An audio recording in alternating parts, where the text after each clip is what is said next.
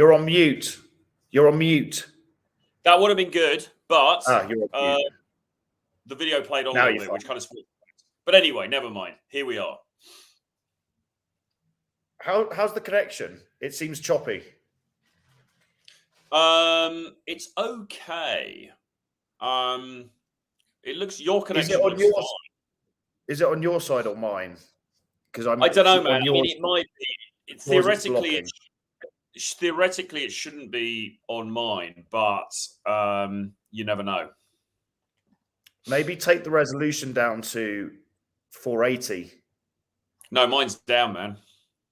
Oh, okay. So I'll take mine down to 480. Then it. Yeah, mine's down to the fucking dustbin, man. Right. Let me just give me 1 second. What I'm going to try and do is hotspot from my phone just to see if the 5G is better than the Wi-Fi. Yeah. Okay. How do you even do that? For fuck's sakes. Technical issues here, guys. But basically, we're back. Are we live? Yes. Oh, we're live with these fuckers. Yeah, we're live with these fuckers. What a polite way to describe these wonderful audience members who are here to enjoy this great live stream. So basically what we're doing here... I'm about to get hooked up to a morphine drip as well. She's just preparing it in the background. Well, live during the stream? Yeah, you're going to see me hooked up like this. Very good. Very good. It's going to be funny as I rehydrate this corpse. Give me 1 sec. Let me just try and switch to the mobile, see if the data's better. Yeah. Okay. All right. So basically, guys, slightly chaotic start, but we're here to discuss basically the D in Edge. So yesterday we did the E, which is elite male hormone optimization. Today we're going to talk about the D, which is, we've called it dangerous man formula. Another thing that we could have called it was dark triad. We decided not to call it that because there's a bit more nuance to it than that. But essentially, this is about being that bad boy character. This is about being that guy who isn't conventional, who acts in a way that is outside of the box, who isn't intimidated by the niceties of polite society, who basically does what the fuck he wants, has dialed his empathy down to a degree that he doesn't really care what other people think. He's probably kind of narcissistic. He probably thinks he's kind of God's gift to women.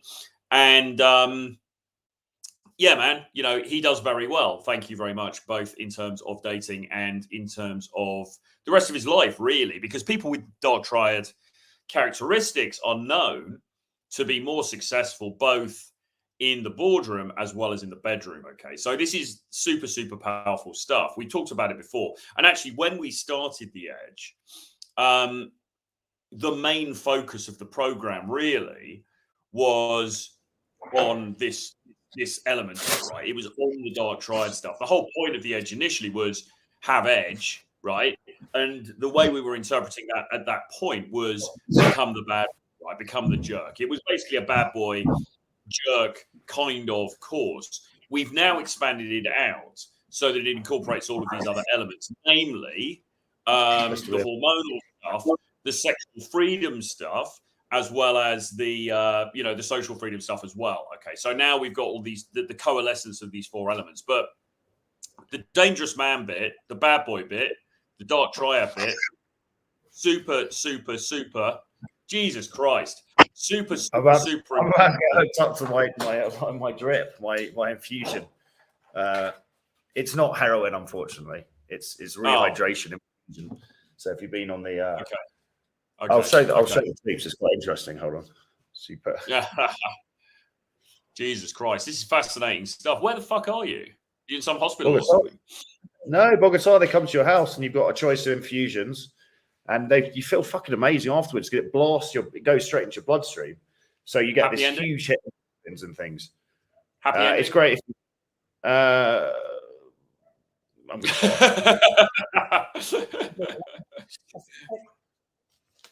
Extension. Okay. Well, this is unusual, isn't it? I don't think I've ever seen this process before. What's in it? What's she shooting? So there's loads of different ones. I've gone for one. I usually go for one called Myers, which is like a potent infusion of like vitamin D, magnesium, vitamin C, vitamin B, and you literally feel like crazy So it works. It works well. It's amazing. And if you do it in Europe, it costs like 350 euros a shot. If Yeah. you do it here, it's $40. Excellent. Because you can get this stuff done there's places in London you can get this done, but it costs a shitload of money. It costs a fortune. In Bogota, it's $40, right? So I pretty much every day just roll in and get a new one. And there it is. And it slowly just drips into the vein. Could she put it in the nutsack? I asked them to put it in the Japsai, and they just didn't understand what the Japsai was. And unfortunately, there was a Japanese person standing beside him, and he got confused as well. Yeah. Okay, cool. Ruby anyway, says, let's get back to it. Ruby says clean needles in Colombia. I mean, I think this is the thing, isn't it? People have this perception that these countries are going to be sort of like it's this disaster zone. And no, I mean, you know, the medical procedures there are very, very good, right? I mean, it's reporting back from the front line. So this student that we both know who did the last edge, he'll probably end up watching this. Yes. He's in Margaritas now. I missed that flight. He was saying the quality of the women in Venezuela is outrageous. So I'm super excited. And the loophole for any British guys watching this is, as a Brit, you can walk in there visa free. For 90 days, as an American Canadian, you can't get in. So essentially, there's no competition, and it's the place with the most beauty queens of all time. This is the country with the hottest of the hot, right? And always the hottest women we always saw in Colombia were always Venezuelan. They're always the most charismatic and always the hottest. So I'm excited. I'm flying to Caracas on Monday. I think it's going to be a blast. Cracking one out in Caracas. So interestingly enough, there's a dude who works actually in Pearl's studio, and he is Venezuelan. So I've been having some conversations with him about this. One of the things that he said to me, and he said, look, I might be being a bit overly paranoid now, but he said, how are you getting from the airport into the city? Because he said it's worth, if you know, sorting out some kind of quite secure way of doing that, because on that road into the city, that can be problematic apparently. So he mentioned, I mean, we'll talk about this off stream, but he mentioned he's got some contacts and stuff like that. So if you need anything, you know, I can hook you up. Yeah, man, send me a link. I mean, the equipment available is called Ridery. So I downloaded that, and I think according to the contacts I've got there, it's going to be okay. But we'll see what happens. I mean, it probably, you know, he was like, but he told me, because he said even he has had some issues in Venezuela. You know, he's had issues with you know, with the cops doing some shady things and stuff like that. But what he did say, which might be beneficial to you and to me if I come over, is that he said actually they're trying to now be more.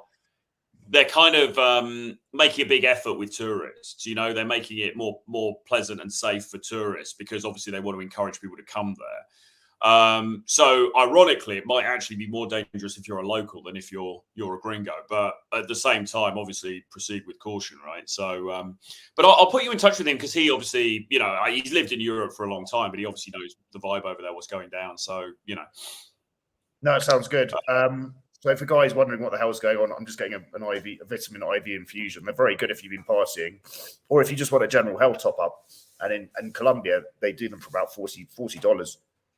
In Europe, it costs about $300, and you feel fucking amazing afterwards because they're essentially just streamlining vitamins and kind of solutions, IV solutions, straight into your bloodstream, so you get an instant hit, and you feel really good afterwards. You feel like energized and good. So is it as good as Trey? I don't know. I guess for different reasons. You're not as horny, although you can get one called the Horn. It's called the Horny Man, and it blasts you with all this aphrodisiac stuff, and you get an immediate rock on. I think it's like hardcore Viagra and some other stuff they put in there, like horny goat weed and stuff. So if you're about to do a marathon with a bunch of pros and some cocaine, I mean, and you're in Colombia, get this wheeled round an hour before, and then you're good to go. Or even when she's there, because you don't want to waste the money. You don't want to spend the money if she's going to flake. So what you should do is wait until she actually turns up, and then just call them up and say, "Hang on a minute, love, they're going to come round." Then you get hooked up, and it's like, right, we're good to go now. That's so true, isn't it? That's so true. Yeah. What's the topic today then on the Dangerous Man formula? People have been asking me what that is, and just before we go into that, the commencement date for those asking. So the course, the Edge, closes Sunday 21st, I believe. And the course begins. So that's the enrollment process. Then what we do is we give you guys stuff to do behind the scenes. like a kinky porn studio fluffing away forward, but in approach terms. And then, so we start building that accountability with you. And then the actual giving power back to the people, as Bane did in The Dark Knight Rises, in the Batman movie. The actual kickoff date for the course is March 14th. Steak and blowjob day, my favorite day of the year, not spent with Troy, but historically spent with a girl I'm seeing. And it's male Valentine's Day. It's exactly 28 days after normal Valentine's Day. So yeah, we're deliberately starting the course then. And then for those that want to join us in Bogota, which is going to be an absolute blast. Like I cannot understate the amount of fun it is to be here. Literally sex, drugs, and rock and roll without the rock and roll. We know the place at the back of our hands. Incredibly hot sexualized culture. Dudes that came last time, me, Troy, and Les ran a boot camp. It was about 20 dudes. They all got laid multiple times. Even guys that aren't pulling a muscle in the US. That's how sexualized the culture is. And also very low amount of gringos. So you have that sexual market foreigner effect.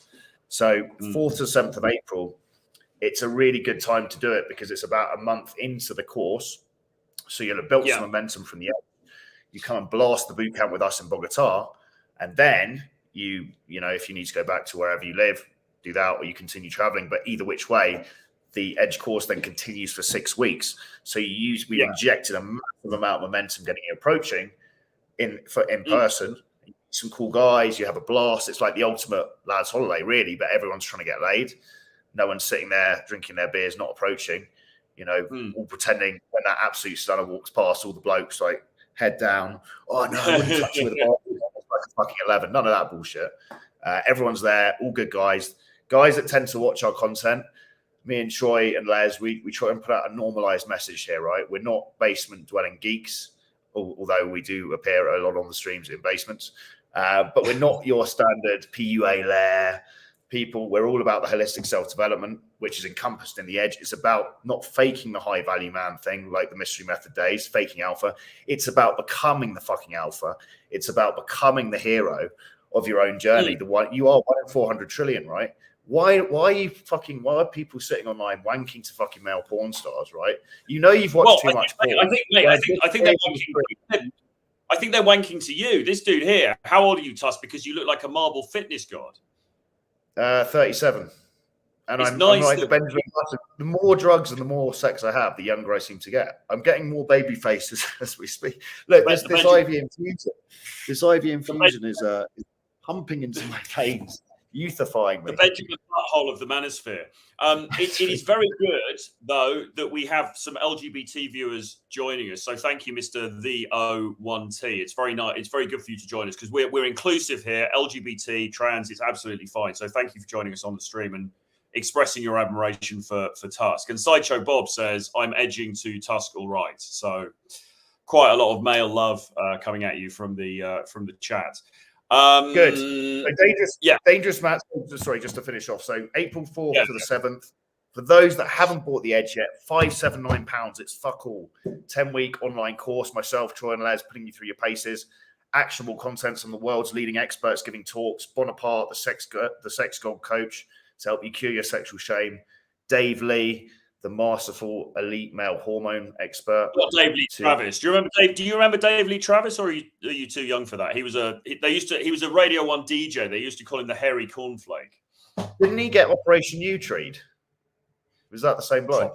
Probably. I mean, they all did, didn't they, from that era? Anyway, it's not him. Didgeridoo where it didn't belong. He got caught up, didn't he? Anyway, what were we talking about before? Can't even remember. The boot camp and dangerous man syndrome, dangerous man formula.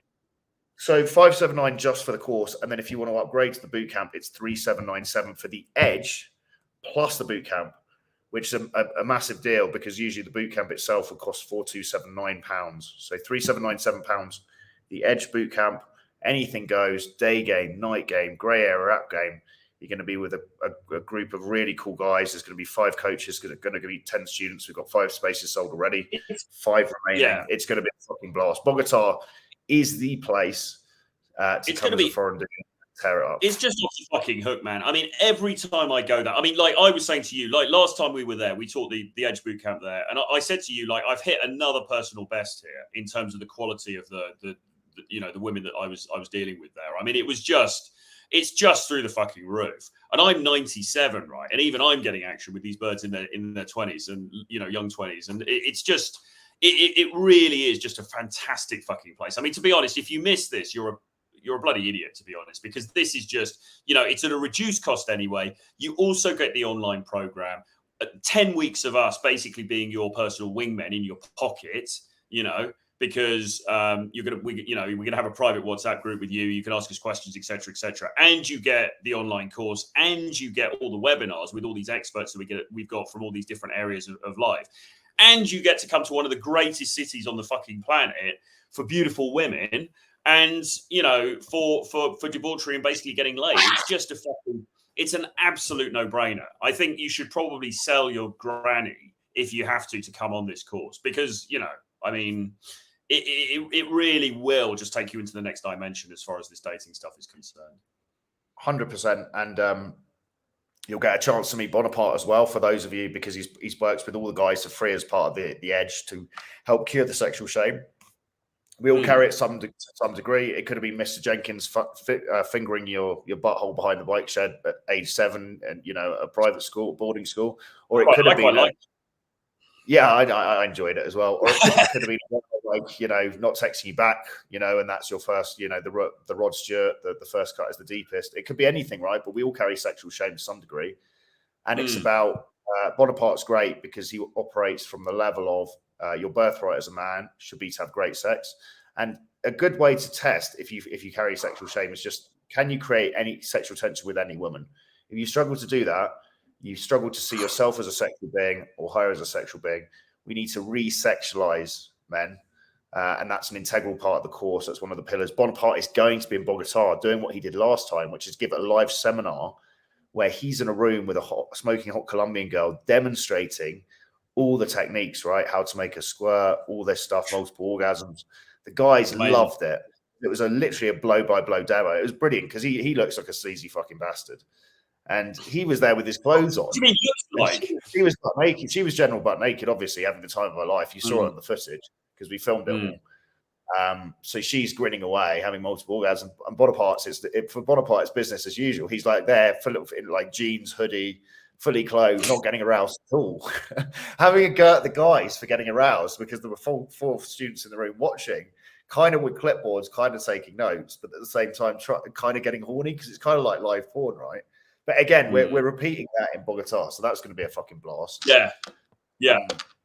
So there's an interesting question here from Mr. O1T. So what are you guys doing on this course? Day game or personal one-to-one? Well, look, I mean, there's a number of different elements to this. So no, it's not just a day game course. I mean, obviously we will be teaching day game and we will be giving you tasks. We will be getting you to go out and approach women, both during the online course and, of course, if you come to Bogota as well. So day game, yes, will be an element of it. Equally, night game will be an element of it, probably within Bogota as well.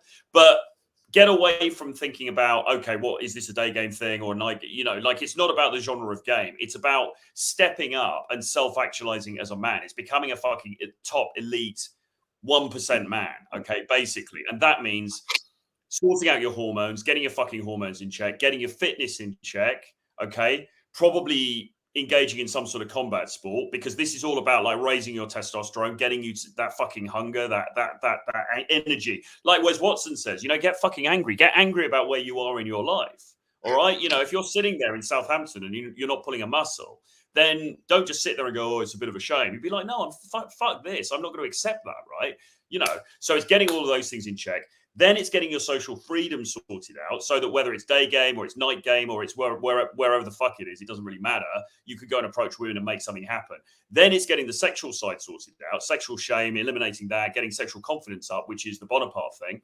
And then it's the other peripheral things like, style, fashion, fitness, et cetera, and the mindset. So it kind of covers all bases. And this is what you need. Like, we don't want to come out with just another day game course because it's been done to death. And to be honest, if you don't have these other elements in place, you can do a bit of day game. You're just not going to be that successful with it, not in today's market. 100%. And to quote Bukowski, a good quote, nobody can save you but yourself, and you're worth saving. It's a war not easily won, but if anything is worth winning, this is it. right? And unfortunately, women are born, well, it's just how it is.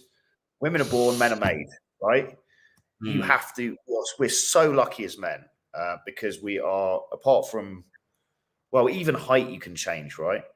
But now, but pretty much every say again. I'm going to get on the old Midnight Express to Istanbul and get it done, man. You're not as short as Les. You're all right. You're not as short as Les. But he's black from the belly button down, isn't it? So he's slinging it where it counts. Or so I've heard. What was I going to say? We're so lucky as men. We can change and develop every area to become more attractive to the opposite sex. Women are just prisoners of luck, right? They're born into a certain they're just born looking a certain way, and they have an age, and that's it. As men, we build, right? And there is no excuse. We're all dead men walking. We always talk about this idea of momentum more, but at some stage in the near future, the lights go off forever. So the only good fight there is self-actualization, right? Self-mastery, turning this avatar. You didn't choose to be born into the avatar you're born into. You just suddenly become conscious, right? It's your duty as a human being to make that character you're playing the best character, the best avatar you can possibly play, the most jacked, the most emotionally intelligent. You've got to weaponize your mind, your body, your soul. You've got to live an interesting life. And by doing that, by putting your own oxygen mask on first and becoming that best version of yourself, you can then give back to people, right? Which is people like Wes Watson talk about that. When you reach that top of the hierarchy of needs and you self-actualize, then you give it back. You're in a position to help people. The problem with a lot of people is they try and help people when they're completely fucked, right? And it's a way of deflecting from doing the hard work on themselves. But you have to level up and you have to self-actualize, and it's a beautiful process. The end goal is we're all going to die. So be present, be playful, be positive, and enjoy the process of leveling up this character. It's the most rewarding thing you can do. Law 25, human law, and 48 laws of power. Recreate yourself in your own image. What more satisfying a thing could you possibly do? And this is where video games are a good double up, because we play a video game, right? And we can, we can build this character. It's way more rewarding doing it in real life, right? So leveling up your social skills, leveling up everything, right, and becoming this actualized version of yourself. It's a beautiful. Yeah, we're trying to sort of we've got. So if anybody's got any questions about this, you can email us. You can email me, troy@realtroyfrancis.com, or you can email info@jamestusk.com, unless the Matrix has cancelled your email as well. But I think you're okay with that. So you can ask us questions. We have got a PDF that we put together that kind of explains the whole course in more detail. But I sometimes wonder, how, we want to try and make this as simple as possible. So I'm going to try and do that. Basically, right? Yes, you want to go out and do day game. Okay, fine, that's great. You can go to do day game. You can go to the mall. You can meet girls. You can get phone numbers. But in doing that, it's not going to be as successful if you haven't optimized yourself in these other areas. And firstly, that means getting your hormones sorted out, so you've got the drive to fucking do it in the first place. It also means not having sexual shame, okay, so that you can present yourself as a sexual guy. And this is even in the day game interaction, right? You present yourself as a sexual guy, kind of a bit of a player who knows what he's doing, okay, and you've got confidence in that area. And you've got social freedom, which we're also going to be teaching, and Riz, basically, which, of course, we're going to be teaching. That is part of the package. And then what's the other element? Yeah, the dark triad element, which we're talking about today, the dangerous man element. Okay, so you've got a bit of that naughty kind of bad boy to you. If you've got those four things in place, then when you go out and do your day game is going to be much more fucking effective. Okay, that's why we're teaching all this other stuff. It is, so if you want to look at it through the lens of, well, I just want to do some day game, great. But if you haven't got these things in place, you're going to get a lot of flakes. You're going to get a lot of girls who just say they've got a boyfriend, or you're going to get a lot of dates that lead to nothing, right? Because you've got to have these other fucking pieces of the puzzle in place. Otherwise, it doesn't really fly in 2024. Yeah, and we will be checking on the course, and we'll have no hesitation because the problem with the Edge 2 guys was 75% of them just theorized their way through and didn't do what we said. We said, get your hormones checked. If you've got low testosterone, you're fighting up for a battle. Do the free course that was included with Bonaparte to do the sexual shame, the free call. He charges hundreds of euros, and we gave it for free in the Edge. half the guys didn't even show up to that call. So what we're going to do this time round, even when you guys are paid, but it's a low ticket, it's 579. We've talked about this before, but me and Troy and Les are getting paid less than disabled African rice farmers' kids for actually blow by blow working with you guys. If you're not doing what we say you're going to do every single bit, we're just going to simply kick you off the course after 2 weeks. So there's no prison set. It's for your own good. It's tough love. The greatest form of love is actually being honest with people. We're not paid to be your friends. You may resonate with us as people. You may think we're entertaining nutcases or love us, hate us, whatever. But you're there because you think we can teach you a skill set. So we're going to be nice to you, but we're going to be kind to you, but we're not going to be just overly empathetic. If you're not doing what we tell you to do, you're gone. We just kick you off the course because we don't want victims. We don't want losers. This is where it comes onto this dangerous man formula stuff. The pussification of the Anglosphere world. Women, as we've talked about, still operating from hardcore evolutionary principles. They're extremely honest creatures because they operate from instinct and evolution, right? They've got the future of the human race inside them. If they get dud sperm inside them, they're out the game, potentially for 9 months. And it doesn't matter if you're using contraception, their programming is that you would make them pregnant, right? So that's why they screen and they test men. And that's why you've got to fucking stand up and you've got to become this basically zero fucks given, devil may care, extremely sexually confident, ruthless individual. And the reason the dark triad traits we talk about them are necessary to talk about is on an evolutionary basis. The reason we're all sitting here is because the guys before us were ruthless. They were able to socially climb. They were fearless and they propagated their genes. And you, every single guy sitting here watching, you are the forefront of your evolutionary lineage. And are you fuckers living up to that? Or are you sitting indoors scared to go and speak to a woman, right? And this is where the base of the edge course comes from. It's about a need to remasculinize yourself as a dude, face your fucking fears, realize you've been born into a very soft age, and it's about becoming more of a brutal, ruthless human being, basically. Yeah, because so we're kind of war rooming this a little bit because I mean, this is what Tate would do with the war room. He would like literally, periodically would just kick a bunch of guys out because he'd be like, look, you guys are just not fucking doing anything. So you don't deserve to be in here anymore. Just get rid of them. And, look, we're not going to be summarily just being unfair to people. But at the same time, as we listen to more and more Wes Watson and think people like that and take more and more trend, we're becoming a lot more, I think, no bullshit, right? But beyond that, we've got to help you guys. And the fact is, as you said, I mean, James, last time, we had a bunch of guys in the course. A lot of people will they'll take a course like this, they'll kind of pay lip service to it, but they won't really do anything. They won't really give themselves to the process. And that is, quite frankly, not the guys that we want to be working with. Okay. We want guys who are fucking serious about leveling up their life. And the most detestable characteristic in any human being is weakness, right? And unfortunately, nice guys, and we all come from this background, but we're weak, right? And weakness is detestable because we're basing this in evolutionary biology, right? 3 million years of women reproducing. What do they go for? They go for strong men that can propagate and exacerbate the species, that can defend them. If you can't even defend yourself against a woman's frame and shit tests, how the fuck would you be able to defend her against 5 dudes coming up to you and her with a knife, right? That's why women test men. And so the patheticness, the weakness of the guys, in the modern day Anglosphere is palpable. And this is why the need for something like this, the Edge course, is the most needed it's ever been. And myself and Troy, we personally go through this journey ourselves. We're not complete articles, but every day we're trying to level up, right? Every day we're trying to get better. But yeah, absolutely agree. Like the nice guy thing, that's what we're trying to eliminate with this D part, this dangerous man formula. And this is about becoming this guy. Jordan Peterson talks about it, becoming a monster. But basically, the analogy he uses is he quotes all these biblical things. So he goes, "The meek shall inherit the earth," right, as part of his biblical quotation.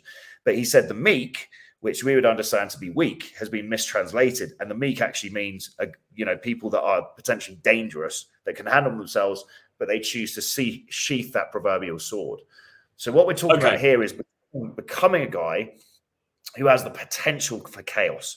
has a potential for ruthlessness, has a potential to inflict harm, be that physical or psychological or both, preferably, on anyone he's around. But he chooses, because he's a controlled man and he's in control of his emotions, which is a sign of masculinity, to not use that unless he has to.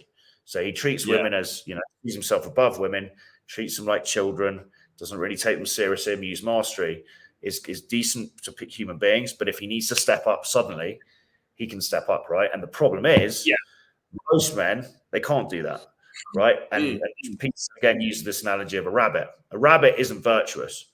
A virtuous person is a person who can be dangerous and chooses not to be dangerous. A rabbit is just fucking harmless, decent. And most of the dudes, 99% of the clients I work with, I would not go to war with them because they can't even stand up to a woman verbally, let alone men in physical combat, right? And so this is, again, we're very lucky as men because we can learn to be psychologically dominant. We can learn to weaponize our wit and win that game of social dominance. And we can learn to actually be physically dominant by learning to fight. And again, that's encouraged as part of the course. So I hope, look, we're just kind of going over the same ground here, but I hope us talking around in circles is giving the guys an idea of what the edge is. It's not just another ground with some soy boy like AG walking around. It's fucking becoming a masculine version of yourself. Yeah, and nobody else is teaching this stuff, like we've said. I mean, all anybody else is offering is either books or courses about classic game. What do you say? What's your opener going to be? What are your stacks going to be? What are you going to text her? All that kind of shit. But that's not enough. It's not enough anymore. It may have been okay in 2012. It may have been okay in 2008. Now, it's not enough because everyone's got Instagram. Women are getting hit up all the time by higher value guys than you. Okay, you've got to have some fucking cut through. You've got to have some bollocks about you. And the problem is, we've taught hundreds and even thousands of guys worldwide. So we know what the majority of you guys, the issue with most guys that come to us is not that they are, amazingly for the fucking black pill community. It's not that these guys are super ugly or something like that. It's not about that. It's not that, a lot of these guys are well put together. They might have good jobs. They might be pretty rich, they might be, decent looking, they might even be quite social guys, but they don't have that fucking X factor, that quality, that ability to fascinate a woman, to be in front of a woman and to get her excited about fucking being there. They just don't have it. And it's because of a lack of these elements, right? It's because they're too nice, they're too passive, they're too submissive, they put her on a fucking pedestal, they don't say no, and plus they're probably not in great shape, or they're just like, it's this whole plethora of things. But it is all fixable. That's the beautiful thing. It is all fixable, right? It's all fixable because it is all fixable. The narrative is always, when we get criticism on Twitter or something, guys will often come and say, oh, you're just preying on these poor incels and they were never going to get any action anyway. It's not about that. I was saying, James, I don't know about you. I can't think of a single time that a guy has come forward for coaching, and he's been so ugly that you thought, oh shit, I can't help this guy. It just doesn't fucking happen. Most people, like Paul says, really, most people are kind of average, to be honest. I mean, most people, you get some people who are outliers, they're really, really good looking. Most people are somewhere in the middle. This isn't about looks per se. I mean, obviously, the better you can look, that's great. And you should be looks maxing. You should be improving the way that you look for sure. But the main problem that these guys have is that they don't have any risk. They don't have the ability to put themselves forward in a manner that is dominant, that is challenging, and that is exciting to women, okay? And that stuff is absolutely fixable, okay? And that's what we're here to teach you in The Edge.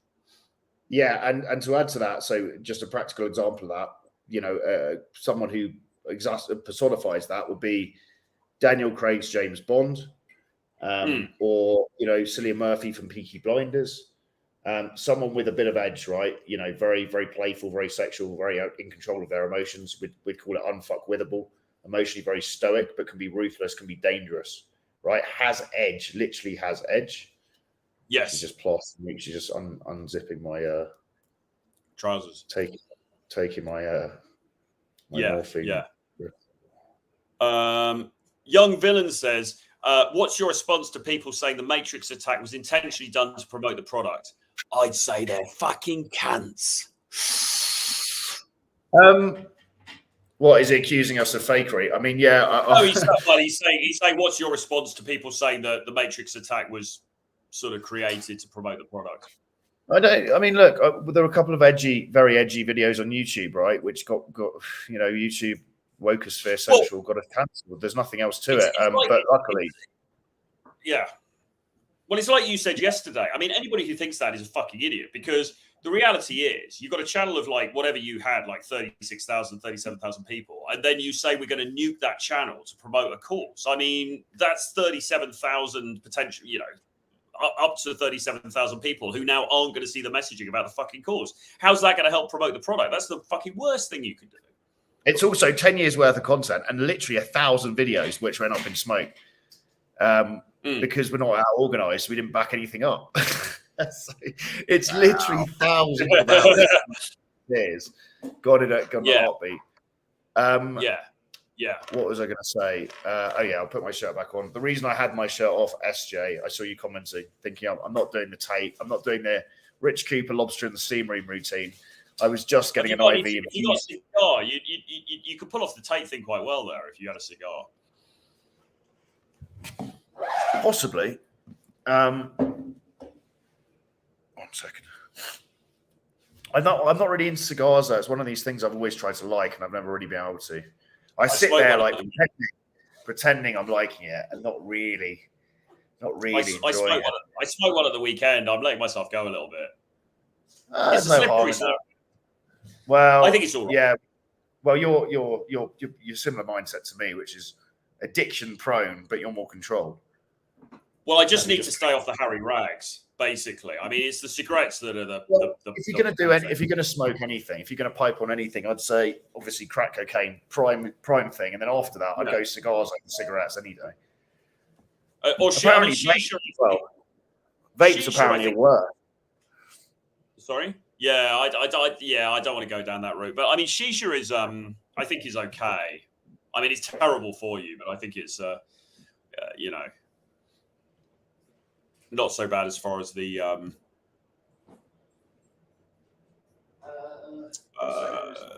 cardio effects it has. So Wes Watson is like a YouTuber. He's a content creator. I think he was a fitness guy originally. He was in jail for 10 years for dealing drugs, I think. I mean, I'm fairly new to his content. James just introduced me to his content recently. I was listening to some of his stuff today. Very, very good, very hardcore, very motivational. Do you want to say more about Wes Watson? He's an inspirational guy, and what's a very useful thing that I've taken from him is create a character and he took that from Marcus Aurelius, right?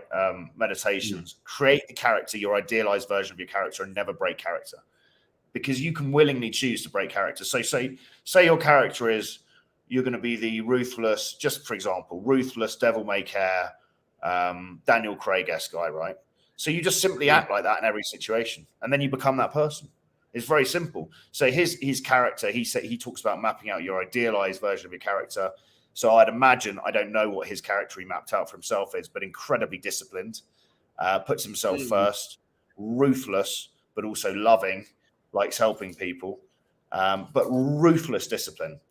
For 10 years in the he calls it penitentiary, in the prison, he got up at 2:45 a.m. right? Just because his whole argument is you can control your own behaviors and your own actions, and no, that's true. Having complete control of your character is true power, right?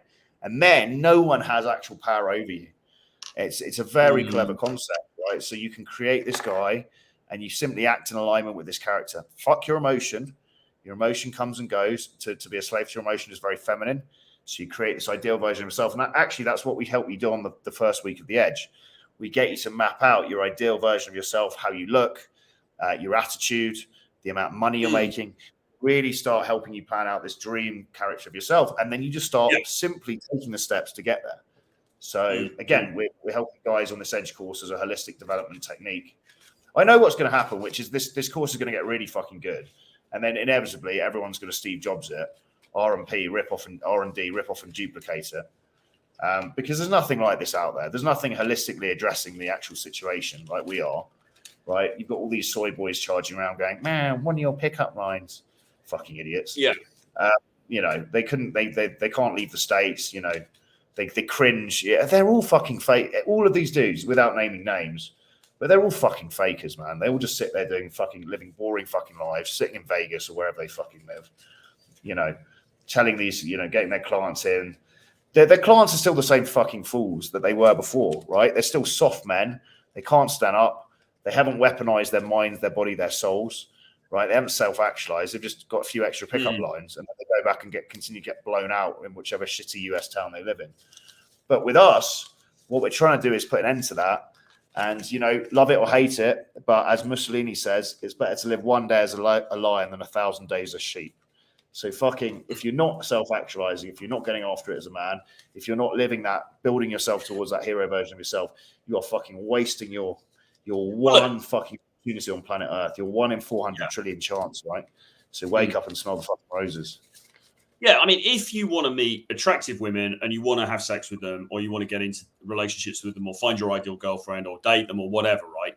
Then this is the stuff that is going to get you there. This isn't just some bullshit lines that everyone's been using since 2012 and they've all copied from Tom Torero. This isn't some just lame kind of day game retread of just like, oh, you know, I do the approach slightly differently, or, you know, I don't think you should approach from the side. I think you should only approach from the front, all that kind of bullshit. This is getting to the real, what are the real fucking issues here? The real issues are, how do you come across? What emotions do you make her feel in the moment? Okay, if you are... Mañana lo mismo tiempo. Okay, sí. I'm getting my next one in, so you'll see me back on the stream again with a different one tomorrow. After I go on a hooker. What are the real fucking? What's the real fucking deal here? The real deal is not the lines that you use. It's not how you stop her. It's not if you stop her from the side, or if you tap her on the shoulder, or what you say to her in the coffee. Like, all of this stuff, it's peripheral. It's bollocks. What counts is what you make her feel when she's with you. Okay, and you need to make her feel a fucking emotion. Now, that emotion could be good. It could even be bad. I did a stream earlier on my other channel where I'm talking about, you know, how women actually get off on guys who create drama, right? Women get off on dudes who are probably promiscuous, really. I mean, a woman would rather share a high-value man who's banging other chicks than she would be with a dude who's like super nice and super well organized and is super, super faithful to her, but a boring fuck, right?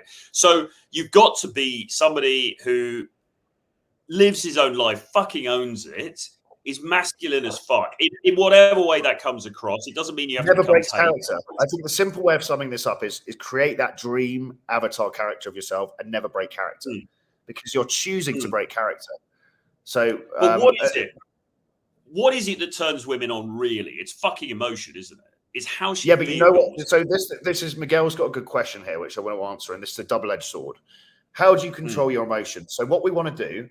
Charisma, in my mind, is the ability to instill emotion in other people and make them feel a certain way. But the opposite to that is we need to be very emotionally in control as stoic, masculine men, unfuckwithable. You know, nothing anyone does or says can affect you. So that's where you're this stoic pillar. But then the other side, when you're externalizing emotion and you're creating feeling in people. So there's a two-edged sword to emotion. It's your ability to have self-mastery on your own emotion and take the correct action regardless, never break character, but then be able to be very charismatic and instill emotion in other people. And that's how you make them follow. You know, that's how you become this charismatic, magnetic, charming, seductive character for both men and women. It's you create emotion in other people. So that's the polarity between emotion internally versus externally, the way I would see it and the way we're trying to teach on the edge. Yeah, so Miguel's also saying, are you guys going to talk about lifestyle and how to become a more interesting man in the edge?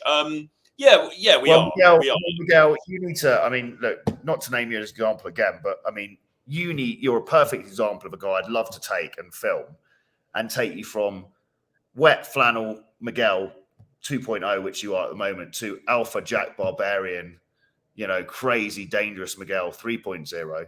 But the only way we can fucking do that really is by seeing you at least in Colombia to feed you some hookers and cocaine to get you off to a good start. Because we can't. You should come. Yeah. I mean, Miguel should come to Colombia. I mean, look, a lot of these dudes. Yeah. You absolutely should come to Colombia, Miguel. And look, I mean, we'll talk offline. We could, you've been on the previous course. We can figure something out. But man, you need to come because you've got to break out of this fucking. You're in a situation, and we've been talking now for I think nearly a year ago we first spoke, and you're not really any further forward. And it's like, look, you've got to do something different, right? You've got to fucking break out of where you're at now. Agreed. You were on the course with the best will in the world. I don't think you engage with some of it, but I don't think you really put it into action. You need to do something different. Otherwise, this situation just isn't going to fucking change for you, man. And this is the trap that guys fall into, which is you're being half a gangster. You pay lip service to doing a course with us because you put down money. So you're kind of tricking your ego. But our brains are very clever at keeping ourselves in comfort zones. So you're tricking yourself, thinking you're doing what you need to do by paying the money for the course, but then you don't actually show up and put the action in. What's the phrase, right? Actions speak louder than words, right? No one gives a fuck about what people are talking about. I look at a man's actions and his habits, and you can determine where he's at in life. And where everyone is right now, me, Troy, everyone watching this, that's a result of your habits, right? You've got no one to blame. If you're living that dream life, great, your habits are good. If you're not living that dream life, guess what? You've got to change your habits because you are simply the sum of your behaviors. And so what you want to do is you want to create this ideal avatar and then simply line your actions up every day until you hit that person. It's not that complicated. The thing that gets in the way is emotion and not having a vision and not having a plan. And that's it. But if you can be a bit more robotic with taking the emotion out of the stuff you just have to fucking do. Every day, I do 45 minutes of Spanish. Every day I do 45 minutes of Ukrainian. It doesn't matter if I'm on some stinking, come down where I've slept 3 hours. Every day I hit the gym. Every day I'll do sprints or stretch. Every day I'll walk out of the house and do 4 or 5 approaches, right? So I'm never breaking character with these things that I've decided to do, even if I'm a fucking emotional mess, right? Yeah. And that's it's just sticking to a game plan, right? And that's a masculine thing to do. The feminine way of operating is being completely flung around by your emotion and only acting on emotion. And you are that proverbial paper bag in American Beauty getting blown around. Not getting blown by Kevin Spacey, but getting blown around the streets. Wow. There's a couple of questions here, just what I wanted to clarify, or a couple of comments. Any advice for finding romantic partners and friends in your 30s, especially if you're not into big age gaps? What general place in the West would you recommend? You've got to specify the question a bit more than that. A new workout routine, TUSK. Oh, yeah, so someone was asking what I actually am taking. I was going to do a video after this showing the stuff. Again, I'm working with Dave Lee, the hormone expert, hormone male optimization expert. Yeah. Again, all the dudes, including the Edge course, mentoring are guys we personally work with, right? Troy is also on the hormones. I'm personally on 300 milligrams of test a week, and I'm on 1.5 IU of growth hormone a night, and I take some thyroid stuff in the morning to up my metabolism. And that's it. And then there's a load of natural supplements. But that's what I'm taking. It's quite funny because Rupi guessed you were at 150 a week, and you're actually double that. So... this is where it's really important to get your hormones tested. And again, one of the compulsory components moving forward of the course is you have to get your fucking hormones tested, or you're not allowed on the course. And one of the key things. And the reason for this is on a UK National Health Service test, I was high testosterone, but what they don't examine is something called SHGB, and that is sex hormone binding globule. It binds up testosterone in your system. So I had very high levels of that. I had very high free T, but I have very, very high levels of this thing called SHGB, which essentially locks up the testosterone in your system so you can't use it. So I need to take for TRT, and I only found out this with working with Dave because he understands it. The NHS never told me. They told me I was high testosterone. It was a lie. 10 years I was low T without knowing it. Dave Lee isn't bound by these fucking laws because he lives between Lithuania and Thailand, so he's able to advise. And he is then able to calculate the dose that I needed. The dose Troy may be on, or other guys are on, is different, but it depends on these specific hormone readings. So again, after the age of 35, 95% of the clients we work with are low testosterone. Some of them know it and they don't act on it, which is even worse, but most of them don't know it. And that's why we're saying the lifeblood of masculinity is testosterone. That's why we're saying we're trying to force guys to get the hormone test to see what's up. Yeah. Indeed. Max, who was on the last stream, says sometimes when you want to enforce boundaries with a man or even a woman, it might be hard to stay completely calm. I don't agree with that. I think it should be feasible to stay completely calm. I think that's, you should just tell it how it is. Just say, no, look. Don't break character. They create this character, right? This alpha. Imagine like this. You're this alpha king dude, right? Genghis Khan. Let's just hypothetically say that's the character you're playing, right? Create your character, or as part of your character as being unfuckwithable. So nothing anyone says or does can affect you externally, right? Extreme stoicism 101. Simply act in that way. So a girl didn't show up on a date yesterday, right? And she messaged me going, "Can we rearrange?" I simply deleted her number, deleted the message, deleted her number. I'll never speak to her again. Because in my character I'm playing, which is, my time is my time, my resource, my attention, my most valuable assets. You disrespect that, you're gone in a heartbeat. She never, ever, ever gets a second chance, right? So it's about mapping out your idealized version of yourself and simply not breaking character based on your emotion, not being a needy little character. Yeah. Look, Max, I mean, come on, bro. As a food delivery cyclist age 33, I noticed a young shop worker being extra nice to me and giving me free stuff when I walk in to collect customer food. Should I just ask her out even in my weak status? Yes, you know the answer to this already. You're in my fucking group before. Ask the fucking girl out. Jesus fucking Christ, man. And also, sort out the rest of your fucking life. Because as I've said to you in the group, everything you're doing currently is wrong. Every single element of the way that you are living your life and approaching this game stuff is wrong and is not what we teach, But you keep coming to these streams and like asking questions and stuff. You already know the fucking answers. So yeah, obviously ask the girl out for sure. But equally, you need to be leveling up in all these other areas, like we always say. We're not here to teach guys how to, pull mediocre to sort of sub-optimal women in small provincial towns. That's not what we're fucking about. This is aspirational stuff. This is leveling up your fucking life so that you're going to get, the best quality that you can get, So, I mean, look, man, I mean, there's a lot to sort out. You know that already. But yeah, I mean, ask her out and see what happens. But equally, start making a plan and thinking, right, how am I going to elevate my status here? He's not he's not bullying Max. He's just telling Max, being honest. The greatest form of love is honesty with people, right? We're not paid to be nice, we're paid to be honest. And if people don't like that medicine, don't watch our stuff, don't work with us. But we're not going to blow smoke up your ass and tell you it's fine. I mean, look, you have to give yourself this stuff internally first, right? So self-respect, self-love, self-acceptance, you have to give that to yourself. I don't know your situation, Max, but I'd say at age 33 as a food delivery cyclist, that's not a high level of self-respect. You're giving yourself there in a work sense, and you're not giving yourself much self-respect in a social sense either by not having the balls to ask the woman out. So I think, again, think about how you can, what's this character you want to create, and then act in alignment with that character. The character we want to create socially for guys doing the course is complete social freedom. So you can go around, talk to any human being you want and have fun and banter and tease, right? So act as if, right? And if you act as if enough, you are simply the sum of your habits. You become that person.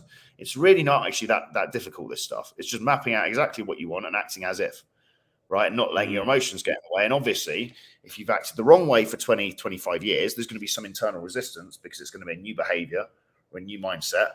And you have to push through that discomfort because it's just a fucking feeling.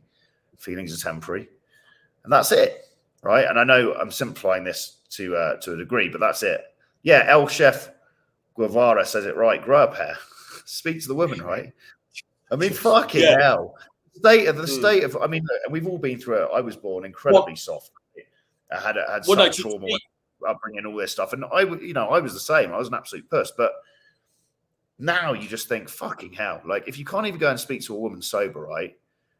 How the fuck are you gonna do anything in life? Look, to be fair to Max, and to push back on these bullying allegations, that I think what he's saying is, because he's very conscious of his status, right? Because he's saying, I've got this job, it's kind of a low level job.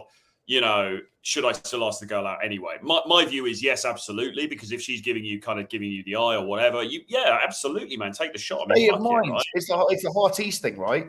He wrote a brilliant article, we'll link below, called State of Mind. He goes, whatever your station in life, whatever your status, have a poor, have a rich, walk through it like you're a fucking alpha god, right? Absolutely, and act as if you don't fucking believe in yourself.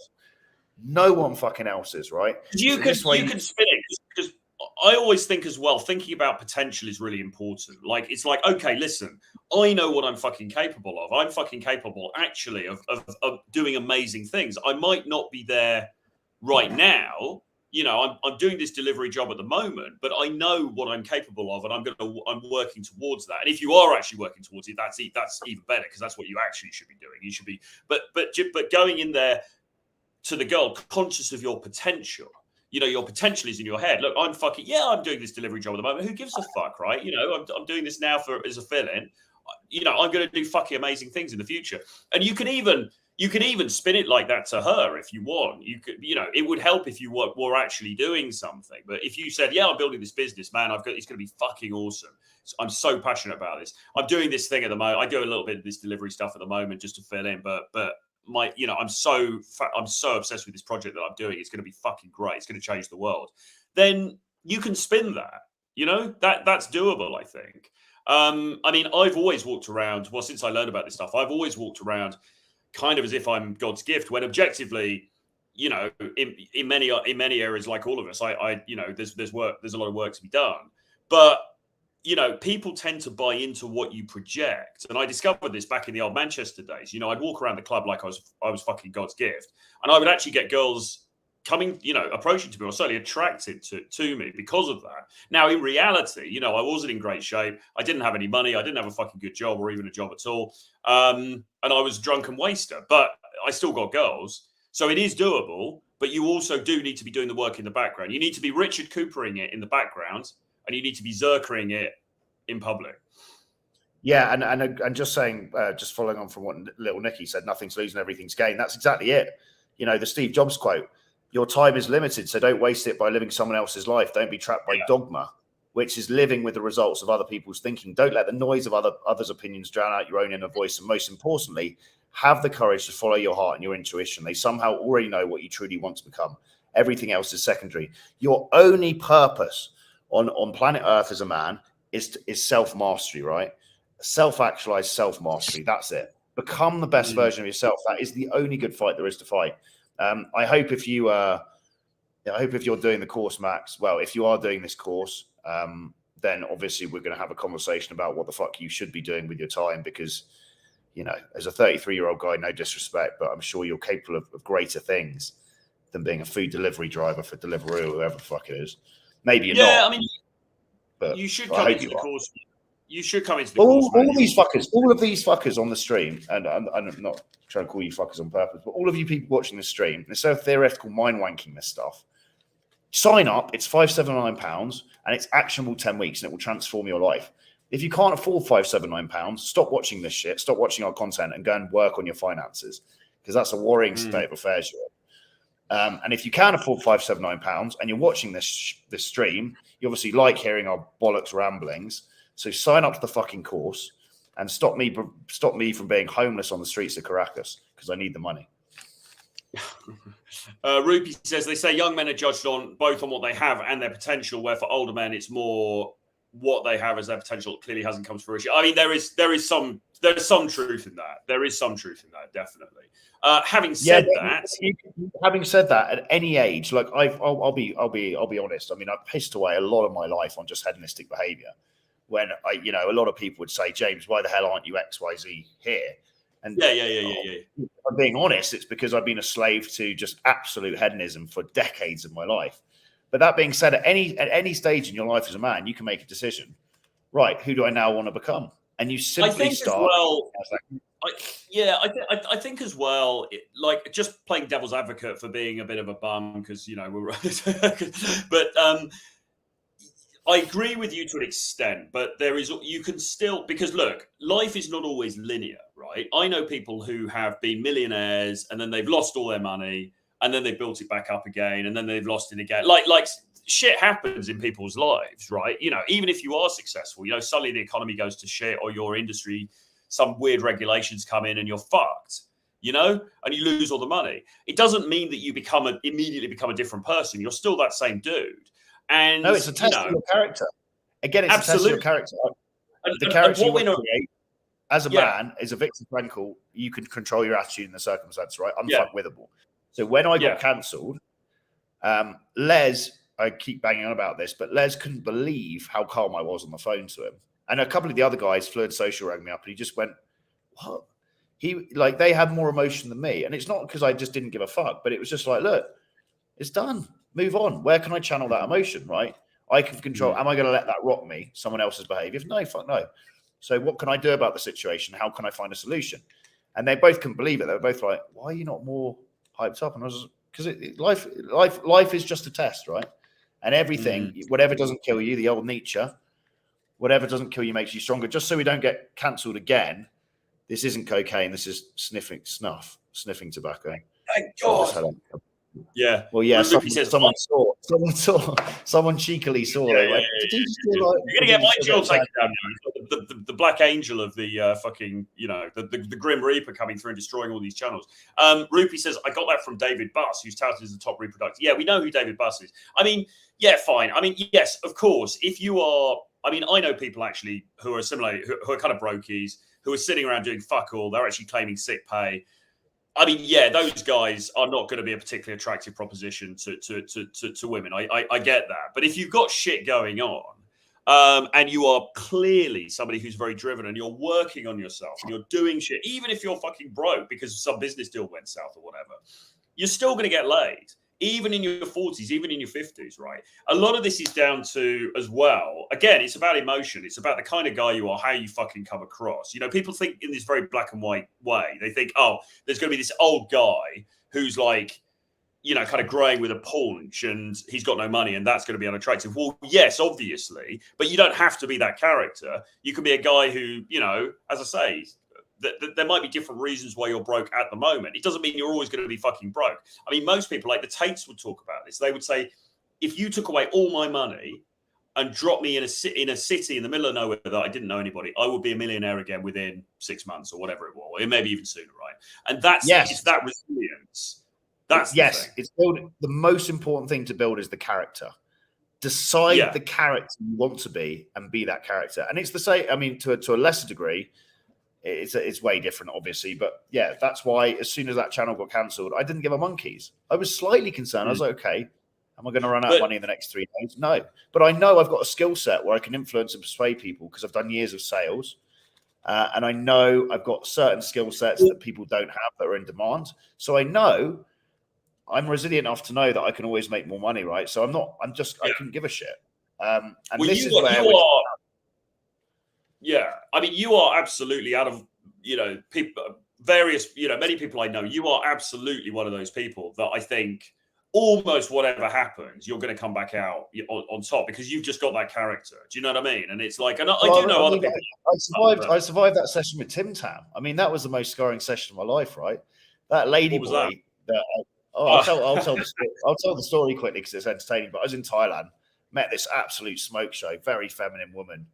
In a club in Thailand, went on a date with her. Incredibly feminine, beautiful hair, beautiful eyes, very feminine voice. Went back to the hotel, pushed her onto the bed, took off her skirt, and out flopped a baby's arm holding an apple. One of the biggest cocks I've ever seen.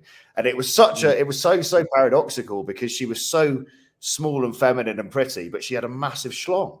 And I just said, her name was Tim Tam. I was like, Tim Tam, what's going on? And she was like, for surprise, Mr. James, you want to play extra sausage? And I was just like, I wasn't angry. I was just like, you almost had me. Well done. Go on. You almost go on. Get out of here. You're like, yeah, just like showing around. I think I even gave her a few bucks. I was like, you almost had me. So I wasn't, I wasn't that concerned. I was disappointed. I would be. Did you have a big dick? I was born in Hong Kong, mate. They call me high meter. I've got a 1-inch water. So anyone's packing more heat than me. But did I tell you? I've got to.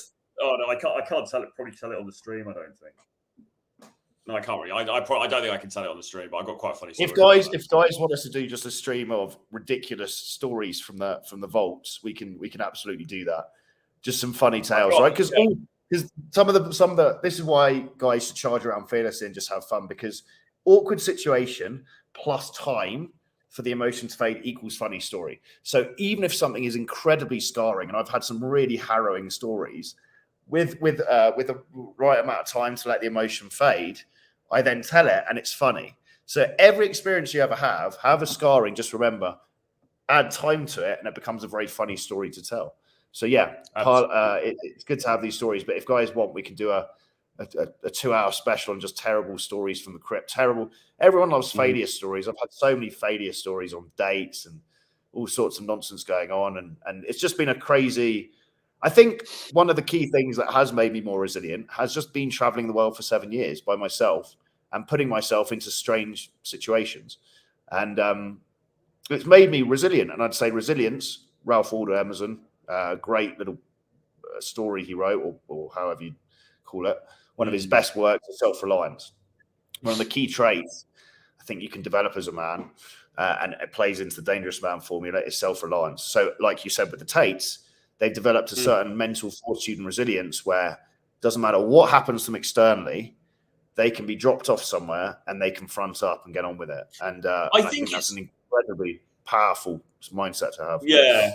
I think it's sort of like when you also often you'll get kind of people people born of wealth, or people who are used to being around money, and then something fucks up, their business fucks up. And those people, because there's this sort of level of expectation of, well, this is just how life is. I make X amount a month, or I make X amount. I'm just the kind of guy who makes that.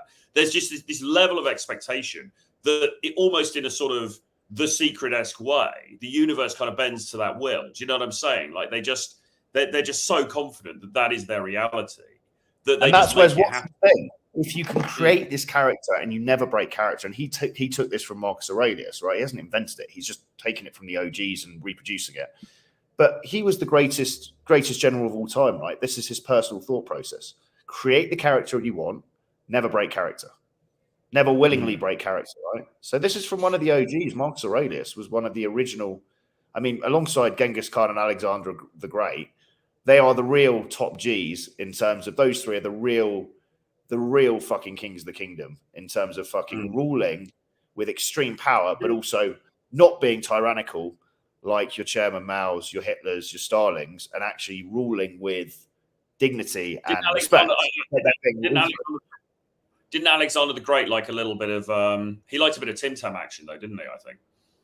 Was he bowling from the pavilion? Was he bowling from the pavilion end? So, I believe most people in Rome, everyone was. Every Tom, Dick, and Harry was. It was kind of like they were all taking the wrong bus home, But yeah, there's that great scene in a Gladiator, isn't there, where Oliver Reed, before he, God rest in peace, before he epically died in one of the best death stories of all time, where he outdrank 12 sailors that had just docked in Malta and then collapsed during the Gladiator filming. They had to piece together the other scenes, after he died. But when Maximus was playing the Gladiator, and no one knew who he was, and he just won. It just killed 5 people. He was like, he rolls in and goes, "What would you like, Maximus? Would you like a girl? Would you like a boy? Would you like an animal?" So back in the old days, it was anything goes. If anything, it's become too. We need to be more liberal, I think, and that's why one of the greatest nights out on the planet, much to the chagrin of people like Rich Cooper and these bald Northern day gamers, is Teatron, which is an anything goes club. It's queer, it's bisexual, but I tell you what, it's one of the most fun nights you're ever going to have, because with gay guys come great drugs and very hot women. And as a straight guy going to this place, you're in the minority of straight men, so you can have a fucking great time charging around. Yeah, it was always a strategy to go to gay clubs for that very reason, because you get a lot of straight women who go because they're friends with these guys. Many straight women have gay guy friends. It's a thing, isn't it? And so you get these girls who are there, but there aren't really any other straight, or there's only a handful of straight dudes there. And so then you get the best of the bunch. And also because those environments are they tend to be quite sexualized and everything else. And the women are sort of like, they're getting frustrated because there's no available sausage for them. And then if you step into the frame, you've got a much better chance. And Teatron is a fucking, it's an awesome club. It really, really is. Great sport. Yeah, so people should be more. Did I tell you that time talking about animals? Not that I've engaged in anything of that kind, but I was going to say, are we jumping into a bestiality story? This is going quite extreme. Well, look, this is about the edge, isn't it? So one time, time I met this girl in Budapest, and then I went back to her. You know, one thing led to another. I went back. We went to one of the spas together on the date. Went back to her place, for you know, to allow you know, one thing led to another, and she lived in a studio apartment somewhere outside of the main residential area of Budapest, and so we were there, and you know what, and she had this dog. I say little dog, it's a fucking greyhound, it's quite big.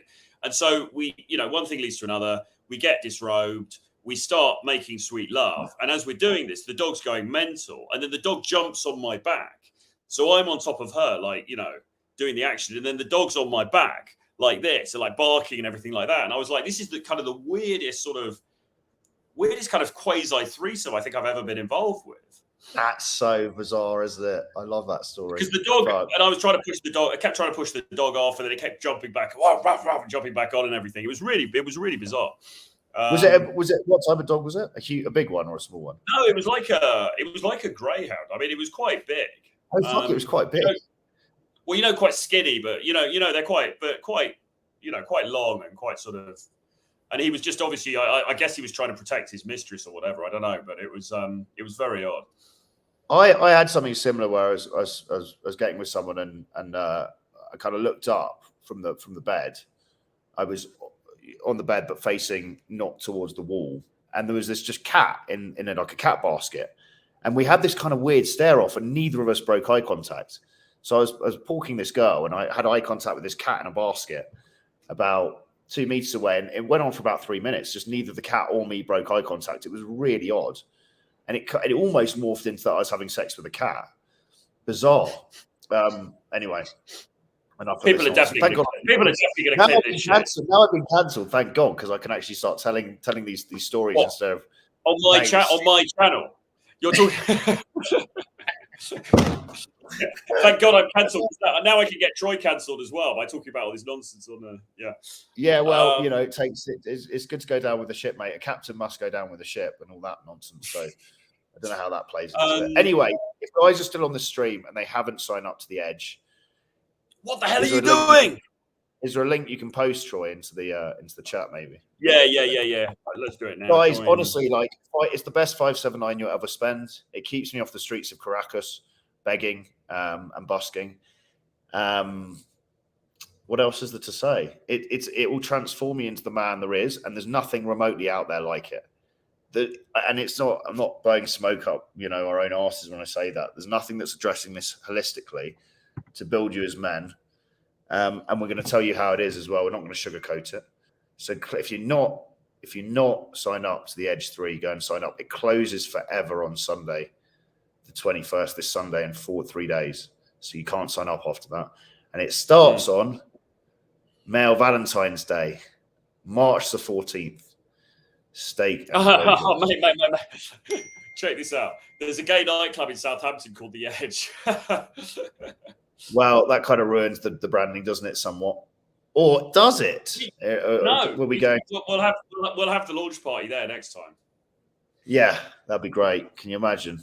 It'll be like when I went to Nottingham University and we were going for nights out on the Saturday, and we used to play Grab a Granny because it was the locals' night, and you have to try and pull a bird, the oldest woman you could possibly pull.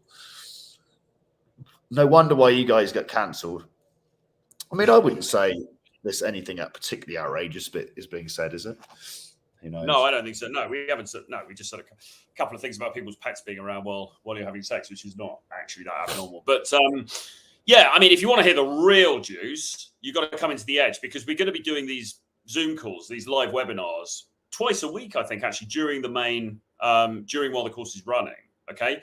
And obviously, because this is going to be in a private community, it's not going to be on YouTube. We're able to be a lot more candid even than we are on these streams. So we can actually get into, you know, the real nitty gritty of some of this stuff. Because obviously, well, I mean, James is a case in point. You know, you've got to be careful on these platforms. So there's certain things we can't really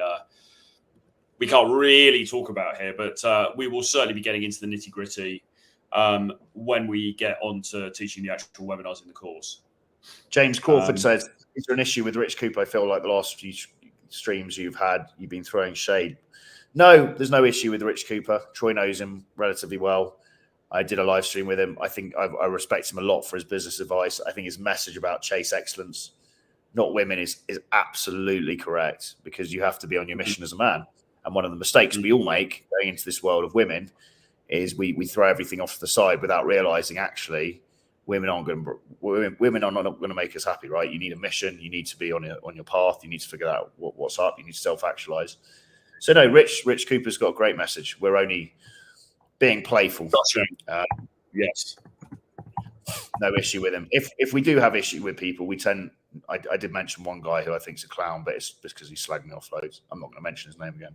I don't tend to mention names of men because I don't want to give them the press, because a lot of these guys are quite bitchy on purpose, and they'll try and call people out so that they get attention. Right? It's one of the 48 laws of power, but I just think it's a poor way to build a brand.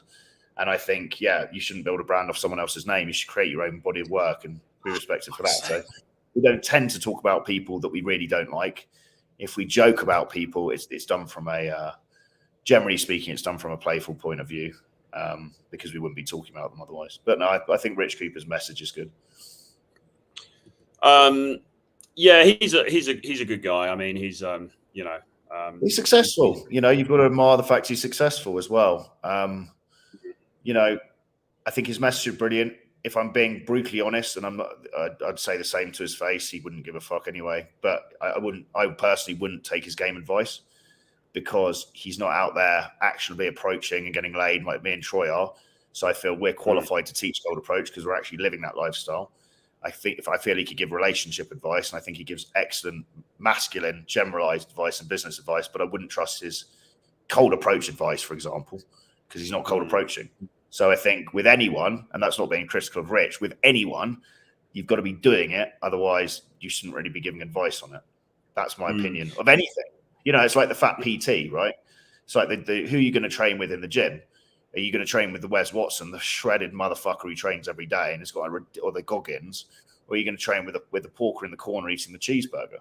I think which character do you want to become, right? So I think when choosing mentors, and guys should absolutely have mentors across different avenues. Every different avenue you want to level up, you have a mentor. That's why we get these different experts in from around the edge, because we're not the expert on the hormones. Dave Lee is. We're not the expert on the sexual shape. Bonaparte is. We're not the expert on banging ladyboys. Les is. So we bring in these other characters that are experts in living and breathing those areas. So pick your mentors wisely. But don't be. The internet is a place of absolute sharks. We're just like the girls in hot pants who stand outside the bar trying to get people in with shots and stuff. We're not really, and then the main action's happening in the bar. We're just the cheerleaders bringing everybody in. The real experts you get when you get inside. That's not true. Obviously, we teach the game stuff and the mindset stuff. So SJ said, "Are you still showing infield, or have you put behind a paywall with the account deletions?" No, I've got some infield stuff. I've actually put up I did some infield breakdowns. There's a couple of them that are in the Edge 3 playlist now that you can have a look at. There's a few more to go up. I mean, because I don't think it's not really the infields that's caused the problem here, is it, James? I mean, there are other channels with infields. I don't think we might start to move away from doing infields for various reasons, but I don't think it's actually that is causing the issue here, is it? I mean, I'm more likely to probably put out porn and just banging girls on camera than I am in fields moving forward. So sign up to my OnlyFans when that comes. It's going to be called Dancing on the Edge of a Nutsack. So make sure you stay tuned. Max says, "What do you guys think of Coach Red Pill?" I mean, I it was a very interesting one. He got in touch with me. He got in touch with me on Skype, via Skype, to do an interview when he was a very small content creator. And I kind of, I like to give people a chance, actually. It doesn't really matter to me what the subscriber count is. I think if they've got potential, but I hadn't seen any of the content. And he had a tiny subscriber count, so I kind of brushed him to one side. And then I saw that he got hundreds of thousands of subscribers. So I tried to message him back on Skype, and he was having none of it then to get me on his channel. It's a bit like what happened with us and Wheat Waffles. When Wheat Waffles got too big, and then suddenly it's like sayonara, guys. What the Black Prince, the king of the incels? Look, Mind Waffle Mensch is a good guy, but I think he was in touch today, wasn't he? Yeah, I'd love to see him be preaching a more less victim mentality message to men. And I'm not saying he's fully black-pilled. I think he's a little bit red-pilled as well. But I'd love to see someone like that with a position of influence like he has to be preaching the really good fight to guys his age, to really, because a lot of these dudes, as we've talked about, a lot of the black pill dudes, if you look at them objectively, they're okay looking. The biggest thing they've got is just a victim's mentality to life, right? They're not really, The number of guys, as I said before, I mean, the reality is the guys that come to us for coaching, which must be fairly representative of the dudes out there who are having issues with this stuff. I can't think of a single time. I don't know. Can you, James? When a guy's turned up and you're like, fuck, this dude is so physically ugly, he's never going to pull a muscle. It just doesn't really happen. I mean, for the most part, guys. Yeah, I mean, look, and I know these guys are outliers, but some of the most inspirational dudes I've ever seen online. Sean Stevenson, people asked away, the dude in the wheelchair, gave an excellent talk called "Prisoner of Your Own Mind," where he talks about attitude to life. He had a relatively hot wife. The dude with no limbs, Nick Vujicic, you can search him online. He literally looks like a human chicken nugget. He's got no limbs, right? And he's an inspirational speaker. He's got a fucking smoke show of a wife. So these fucking victim mentality, again, extremely unattractive trait you can have as a man, being a victim, right? Yeah. It's not your job to be a victim. It's your job to self-actualize and get on with it. Yeah, so Wheat Waffle's message is very grim. It's basically, if you're not a hot young man aged 18 to 27 at uni, it's over. Because he's got this big age thing as well, doesn't he? He genuinely believes, probably if you're over 30, it's over for you, doesn't he? He genuinely believes that. Or at least that's the message he puts out. Yeah, but, he's a young guy. And I'm not saying, discrediting his views. He's obviously intelligent in some things he knows, but he's wrong. He's simply wrong that you can't pull women up. And you're an example of an older guy who's banging young hot women. I've traveled with you extensively. I see you do it. Another coach who's coming on with us called David is 55. He's consistently pulling hot young women between the age of 18 to 22. It's fucking nonsense, And even if you have to be an outlier to be doing that, be a fucking outlier. Why do you want to be a statistic? Why do you want to be like, oh well, this is how it is now? Fuck that. And by the way, just to give myself some props here, because people might say, well, it's just because you're going to third world countries and stuff like that, but it isn't, because even in London, I've dated women in London who are in their 20s when I am the age that I am, in my very late 40s, and it's been fine. So he's just wrong is the bottom line. And certainly for dudes in their 30s, I'm not saying it goes on forever. I'm not saying you could be 60 and be like, hey, and all that. Although even then, we've got clients of that age. But I think you can. If you create this character and keep building this character, become unbreakable in terms of your mentality towards yourself. You literally treat yourself like a fucking god, right? You want to be that Gianni Luavacci kind of dude, don't you? Yeah, exactly. Why not? The rich get rich and the poor get poorer, and it's the same with women. The more sex you're having, It doesn't matter what age you are. There's always a trade-off, in some, whether it's money or time. So, read into that what you will. You've got to debate wheat waffles again. You've got to start debating black pillars. Why? It's a waste of fucking time. I'd much prefer to be teaching people with a positive, inspiring message and getting them out and getting them talking to people than fucking fuck. I don't need to debate with I can't debate with anyone anyway because I don't have a platform. But no, fuck it. It's a waste of time. It's a waste of time. Waste of time. Waste of energy. All right. So PNK says banging women isn't an achievement. What we means is having a successful long-term relationship, and the average age gap is 2 years. Healthy women want men close to their age. That's bollocks. Yeah, I mean it's bollocks. Bullshit. Complete bullshit. Look, with all due respect to waffles, there's always this element of judgmentalism as well. It's like, oh, healthy women. I mean, fuck off. I mean, you could get a woman who's absolutely fucking mental, and she ends up marrying a guy who's the same age as her. That shit happens all the time. I mean, it's just, I don't know. And even if, and look, you might say, well, that's what the data shows. Well, okay, fine. you know, the data shows what the average person is doing, but the average person is a fucking idiot, you know, who hasn't created an optimized lifestyle, who is living in a very conventional way, probably isn't even aware of the opportunities that are out there, and is basically probably a fat fuck. So, you know, who gives a fuck about these people? It's just nonsense. Yeah, but that's Sean Connery, man. I mean, come on, that obviously status plays into this as well. I saw an IG of a 36-year-old woman shaming men in their dating the 20-year-old. It's pure jealousy and coping on her part, and the men will back her up as well. Well, the men are fucking, yeah. I mean, this is why you need to be like us and completely ruin your life so that you are absolutely ostracized from mainstream society, because then you don't really have these concerns, you know? Because all the people that I'm friends with are complete lunatics. So nobody really gives a fuck if I'm dating a 22-year-old, because they're just sort of, they're either unemployed or they're unmarried or they're on a lot of drugs. So like you need to get away from these boring normies who are sort of shaming you and judging you for these things.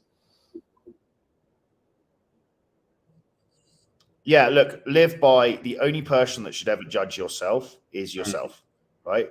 Don't ever, no one in life, in the history of 100 billion people, is better than you, right? No one is better. If you decide people are better than you, whether that's women or men, you're a fucking idiot, because you're the fucking hero of your own journey, right? And you are the creator of your reality. So never, ever, ever believe, or you need to stop believing that any other human being is better than you, has more right to anything else than you. They don't. Right, we're all equal. It's just what you do with your time. You can either be the guy on the streets like me in about 2 weeks, injecting yourself up with various drugs on the streets of Caracas, or you can be Jeff Bezos in your tower with 100 billion. You make that decision. You decide who you want to be. That's it in life, and you become that character. It's your decision. It's simply your decision. So this guy said, because there's no point you two sitting there agreeing with each other, better to debate. But it's not, because even if we've done a bunch of shows with Wheat Waffles already. We've debated some of these black pill guys, but he doesn't get that. I mean, that's even more pointless. He doesn't get anywhere because he's never going to agree with us. We're never going to agree with him. It's a fucking dead end. It's not really helping anybody. What we're trying to actually do here is actually fucking help some people, even if only one or two people on this fucking stream. I mean, all of you should sign up for the course, but even if only a couple of you do, we're doing our job because we're actually fucking helping people. Arguing with Wheat Waffles is going to do fuck all for anybody. And, you know, quite frankly, if that's the kind of content you want to watch, not singling you out, but people want to watch this stuff because they want to see the drama. It's like, oh, who's going to win the debate? It's bollocks. Because you're not, like, how is that going to help your fucking life? It isn't. You might as well go and watch EastEnders and have a wank. Yeah, and then just to answer RJ Flores, I'm flying to Caracas on Monday. I'm excited. Most beauty queens of all time from Venezuela. And they are, I spent a lot of time in Colombia. There were 2 million Venezuelans living in Colombia at one stage. A lot of hot women in Bogota and Medellin. A lot of the hottest, most charismatic women I met in Colombia were Venezuelan. So I'm super excited to go to the source. UK guys listening to this, you have a loophole. You can walk in for 90 days, no visa. Americans and Canadians basically can't get in. So there's virtually no competition, you know, with foreign men. So I'm excited. I think it's going to be fucking gangster. My plan is actually probably just to move to Kiev during the summer months and live it up there, and then, or Moscow, and then live in Caracas the other 6 months of the year in European winter. And that's my life plan. Good plan. So this boring fucker here says, do you want to maintain a rotation system until you're old and never marry and die alone when you're old? Yes. That sounds fucking brilliant. Sign me Unfortunately, we are all born alone. We live alone and we die alone. So sugarcoating it, thinking that someone else gives it, you know, is holding your hand there at the death, it makes it all good, baby. It's disillusional. If you want to have a family and you want to have kids, make that decision yourself. But also, don't be judgmental. There's a great quote, and I'm going to butcher it, but when you point a finger at someone, right, there's 3 fingers pointing back at you.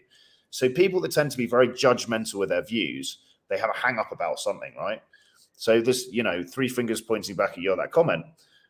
We are strong in our opinions, me and Troy and Les, but we're not judgmental. We're very much live and let live. We have very strong opinions we personally hold, and we propagate, and we try and put onto other people what we think because we're being paid for our advice.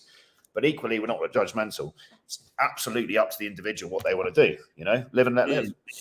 I think there's a, you know, look, there's a bit of a myth. I mean, listen, even if say you're in your 30s, right? And you get married, you're like, shit, I don't want to die alone. So I'm going to get married.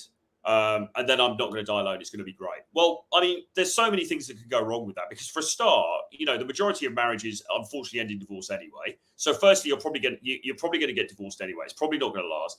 And if it does last, there's a chance that you guys are just going to fucking hate each other by that time anyway. Secondly, she might die before you, sadly, and then you do die alone anyway. And even if you guys do make it to that final lap, you know, and how happy that life would have been, because, you know, relationships require a lot of compromise. It's not all like on the fucking front of the chocolate box, you know, it can be tough. There can be a lot of frustration and, you know, like problems within marriages that people don't see. Even if you do make it right to the end and she's holding your hand as you're losing consciousness or whatever, as James said the other day, it doesn't fucking matter because you're the one going into eternal blackness on your own anyway. It doesn't matter. It literally doesn't matter. So the whole idea behind this is flawed. It doesn't make any sense. Okay. You know, unless you get married, unless you know you're going to die in a week's time, you're like, fuck it, right? I better get married now, and then she can hang around while I die. I mean, you could do that, I suppose. But if you're any younger than, you know, 97, I probably wouldn't advise getting married for that reason. What do you guys think of Rollo's pet student, Michael? He's not his student, Michael Sartain. He's the man all men should strive to become. The perfect blah blah blah. Yeah, I don't know. He's a good guy. I've met him. He's very intelligent, articulate. I don't know. What can you say? Yeah, he's done well for himself, hasn't he? He's built a very cool business and he's got a very good, seemingly good system going on. So fair play to him. Yeah. Do you guys have kids, Tusk? Well, unfortunately, lady boys can't reproduce at this stage, so no. No, well, I do. I do plan to pop out a couple of sprogs. My plan is, generally speaking, by the age of I'm 37, around 45 or before, if I meet the right person, have kids. I have no plans to do it at the moment. I did have one abortion scare when I was younger, and we agreed, the girl I was seeing, it was a one-night stand, to terminate the baby, which was the right idea at the time. It wasn't right for either of us. So, but I do if I can. If I'm not, excuse me, if I'm not firing blanks, but obviously TRT now, when I did a fertility test, I'm absolutely firing blanks on TRT. So I can't reproduce at the moment anyway if I stay on TRT. Mate, I'm shooting the blanks I was shooting before look like fucking, I don't know, supercharged rockets compared to what I must be shooting now. I think a woman's more likely to make me. So some people, TRT makes them infertile while you're on it. So this is where Dave Lee has a protocol, because one of my big concerns going on TRT was hair loss, because I'm vain, and can I have kids? And you know, he has a protocol for if guys do want to have kids, and it seems to work okay. And again, if I can't have kids, maybe I'll do that thing of like what Brangelina did, and trade an iPhone for a black baby from Africa, or a Chinese baby. They're good at maths, and you know, or something like that. But you know, whatever. Let's just see what happens. Good info. How can someone get over cold approach anxiety and social awkwardness? By joining the Edge. Do the fucking Edge. Do the Edge because we get you out of social. It's our flagship program. Look, I'll put the link in the chat again. The equation is, gentlemen, social freedom, first part of the equation, the ability to speak to any human being you choose to speak to, because you're not locked inside a supermax prison and you can open your mouth and walk over and speak to people, man, woman, child, whatever, animal. And then the second part of the equation is social intelligence, becoming a charming, flirty, seductive, charismatic character. Think Russell Brand, think, Craig Ferguson, these kind of characters. And it's a social skill. The key is skill. It's a skill. Like any other, you can build it. And the Edge is about getting you out there and getting you to take action in a social manner. It's all in the course, $579 for 10 weeks. £579, you get access to myself, Troy and Les, and a host of other experts. You get accountability, you get coaching. It's incredibly good value. It should be way fucking higher. Quite frankly, I'm not sure why we didn't put it higher, but we didn't. Because we want to get guys in and we want to actually give value to the world. But we're trying to make it accessible. Yeah, we're trying to actually be, and we've talked about not being nice guys. There's a difference between being nice guys and good guys. the reason we're not giving it for free is because we're not a charity, we're not Mother Teresa, and we're running a business. But I would argue by putting the price at $5.79, we're being good guys, because we're being good fellas, because we're making it accessible to people. So honestly, you're not going to find a better price program for even if you're a hater and you want to do the program to then say it's shit and write a scathing review or post a YouTube video about it, take the course. We'll let you in. You can even tell us you're a hater as long as you pay. You can come in, you can do the course. And I bet you'll change. And I bet you'll level up as a man. I bet you'll eat your words. Going, fuck, actually, these guys do like helping people. They are good at it. And they do bring in the right people, the experts. Because look, we are going to go, we do go the extra mile, with people. We will, if somebody needs a bit of extra attention, we do tailor this to you as well. I mean, obviously there's a course curriculum. There's there's videos in a certain order. We're going to have the schedule that's going to be ready for you guys to see soon when you join. But within that, if you are quite advanced and you need different tasks, we'll figure those out with you. If there's certain things you want to focus on specifically that maybe some of the other students don't, we can figure that out for you as well. We are very accommodating with this. So we really do everything we can once we've got the people in to make sure that they get what they need out of it. And we'll do calls afterwards with people. Whatever it takes, really, because ultimately, I mean, what we really want is guys who go through the course successfully and then they rave about it online, because then we get more students.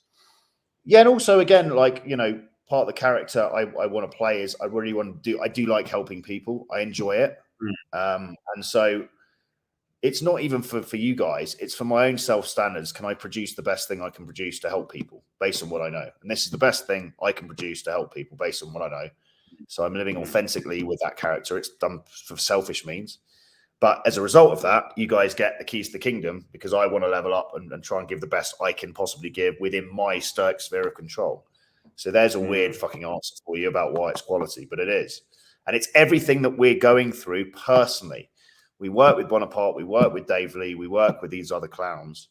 On a personal level, we pay them money, and they come in and, we're students of theirs as well. So this is, I mean, there's nothing similar out there to this. This is the keys to the kingdom if you want to level up in your life as a man, but also with women. There's nothing else. It's the only good fight there is, as Bukowski would say. Favorite country outside of Europe? Ukraine. Technically outside of Europe.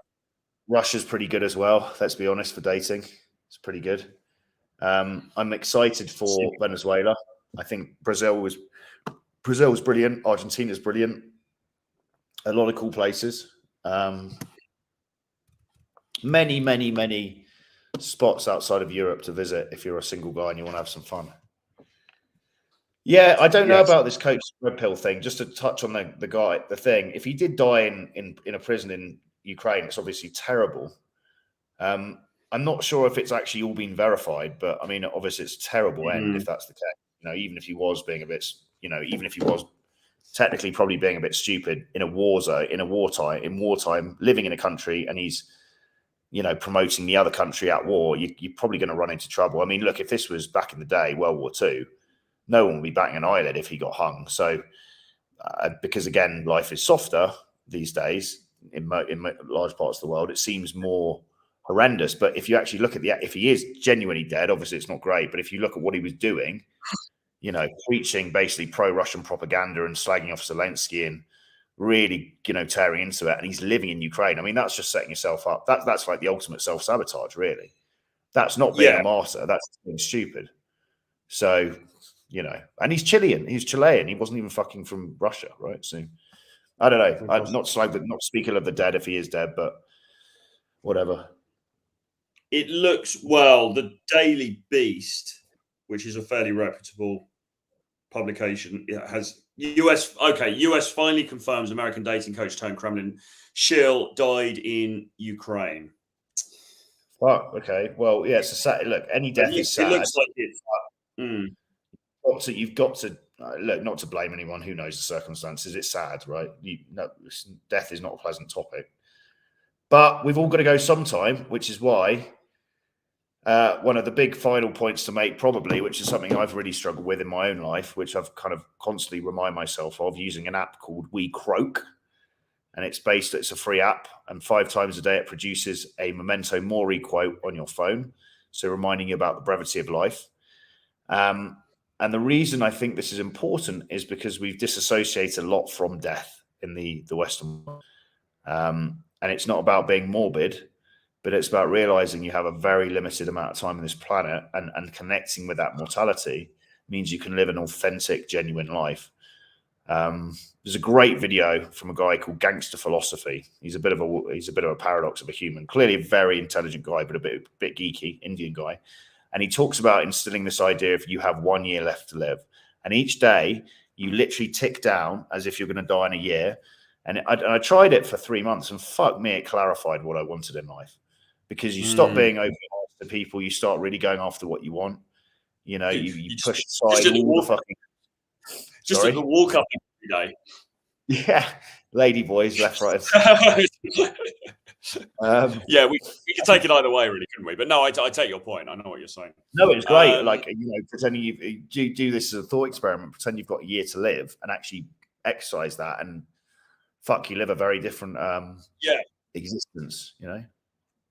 Do you? Oh shit, not that one. He did it on purpose for views, but it backfired, and they probably suffocated. I mean, I don't know. I personally think he was wrong anyway. The stuff he was saying, I think it was batshit. I mean, I've got a specific kind of, you know, view on that, and obviously, you know, James, you know, you've been to Ukraine, during the conflict, but I've been to Ukraine, you know, quite a number of times. I also know people from there, largely young women. So I do have some insight into this, and I think what he was talking about was just bollocks, basically. You know, he was just and doing it there was just a very crazy thing to do. But it is very sad, and obviously any death is, you know, and dying under those circumstances is a terrible thing. But yeah, I think it was certainly misguided. I think it's fair to say. Do you think the incel phenomenon is going to raise up with this toxic feminist environment? Probably. I mean, it's raising up anyway, isn't it? I don't know. I don't know. Yeah, who knows, man? I mean, there's all kinds of crazy shit going on. The main thing is to just ignore that bullshit, though, and actually just fucking, you know, like Mark Manson said, forget the white noise. Tune off from the media, tune off from all the stuff outside of your control, and focus on what's the character you want to create and what's the life you want to live, and live that life. Fuck everything else, right? And have the balls to do that. There's a video on YouTube of being arrested days ago by armed Ukrainian authorities, and you could tell they were very angry at him. Well, I mean, it's not surprising, really, is it? I mean, come on. It's a shame about Tom Torero. It was terrible what that reporter did to him, but he could have ridden the waves until it calmed down. Well, yeah, but I mean, look, but that's assuming you're making the assumption that what happened was a direct result of that. And, you know, we don't know that. There was certainly other stuff going on in the background as well. Yeah, again, you know, stuff outside of your control. Max, pause. Focus on leveling up your own life. You know, at 33, as a 33-year-old man in your prime, you shouldn't be working as a food delivery driver. You need to have bigger aspirations, and you need to be able to go and speak to human beings, work on that social freedom part. So instead of focusing about Torero's death, focus on that. Absolutely. Cool. Okay. Well, look, I think that's, unless you've got anything further, James, I think that's probably about it for now, isn't it? Well, the only thing I'd say is if you're male and you're not signing up for the course after this stream, stop watching our content, because it's not going to do you any favors. This theoretical mind wank and us joking about ladyboys is literally a waste of your life. So either sign up for the course or fuck off, for anyone on this stream. Women, obviously, I know you wait till the OnlyFans comes out. You don't need to sign up for it. But any men that are watching our content and you're not taking action, you're bullshitting yourselves, you're theoretical mind wanking, and you're pretending you're fighting the good fight for yourself, but you're bullshitting yourself. You're staying in your comfort zone. Yeah, I mean, there was a bunch of guys in my WhatsApp group today, and they were like, oh, you know, they were debating over whether Ukrainian girls, you know, they're this, they're that, they're, you know, they're really cold. Oh no, you know, blah blah blah. They're really twisted and all this kind of stuff. And I was like, listen, are any of you fuckers actually? And then somebody was like, oh, can you tell me what the differences are between Ukrainian girls and Western girls? And I was like, listen, before you post anything else about Ukrainian girls, are you actually approaching Ukrainian girls? And number two, are you actually approaching any girls at all? And the answer from they 99 have a bar in the Yeovil Town Weatherspoons. So I mean, it's like political debate. There used to be a good rule on the pickup forums, which is you couldn't post about shit until you'd actually gone and done it like a number of times, right? Which is a good rule. And you were meant to. Yeah, if you had an idea for like, oh, does this work or does that work? You were meant to go out and test it 10 times and then report back. It wasn't this kind of mind wank of discussing all this stuff, but not even actually doing anything. And because, like James said, I mean, you might as well be watching Game of Thrones. You might as well, you know, it's fucking better produced than our shit, right? You might as well be watching The Simpsons or fucking Family Guy or porn, quite frankly, rather than watching us. Because like all of this stuff, because I think sometimes guys feel like they're doing something because they're watching it and it's educational. But unless you're actually putting action, it's all completely. Yeah, it's completely useless. It's absolutely, it's a waste of your time. You'd be better off watching, I don't know, some kind of education, something about history or something about psychology or something, rather than watching us banging on. Unless just to play devil's advocate. Just to play devil's advocate, I mean, it is quite human dynamics, and especially related to mating, is quite interesting, right? And that is why partly the reason we teach this stuff, because we find it interesting. But the difference is we're actually out there speaking to people and trying to get laid. So, yeah, I mean, unless you're planning to write a thesis about it, there's no point watching our content.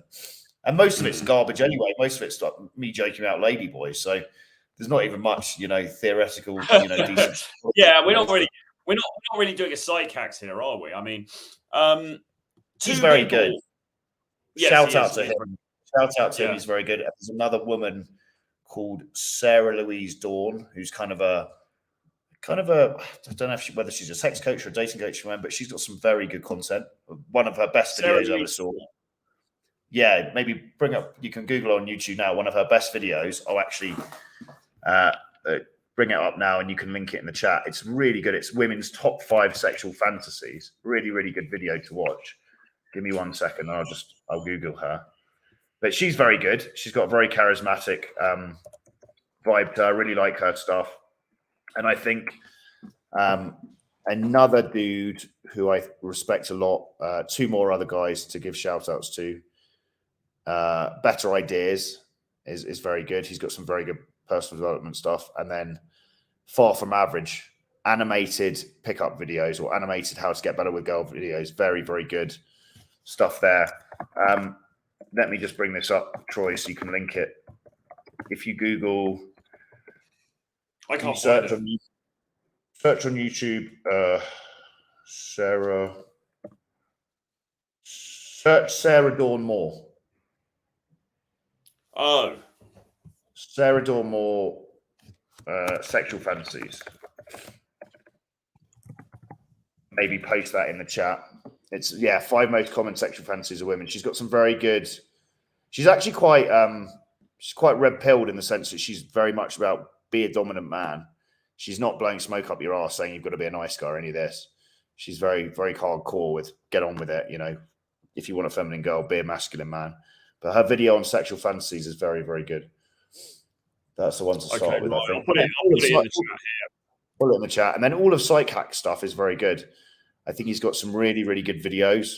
Yeah, he talks about frame and respect, and I think he's got some great content. He's good. So for some reason, 2 people under different account names have asked if we think recruitment consultants in London is a big job. Not really. I mean, you can probably make some quite decent money. It's pretty cutthroat. It's a kind of a standard thing a lot of people do who live in Clapham, isn't it? Or Wimbledon. It's like, I'm a recruitment consultant.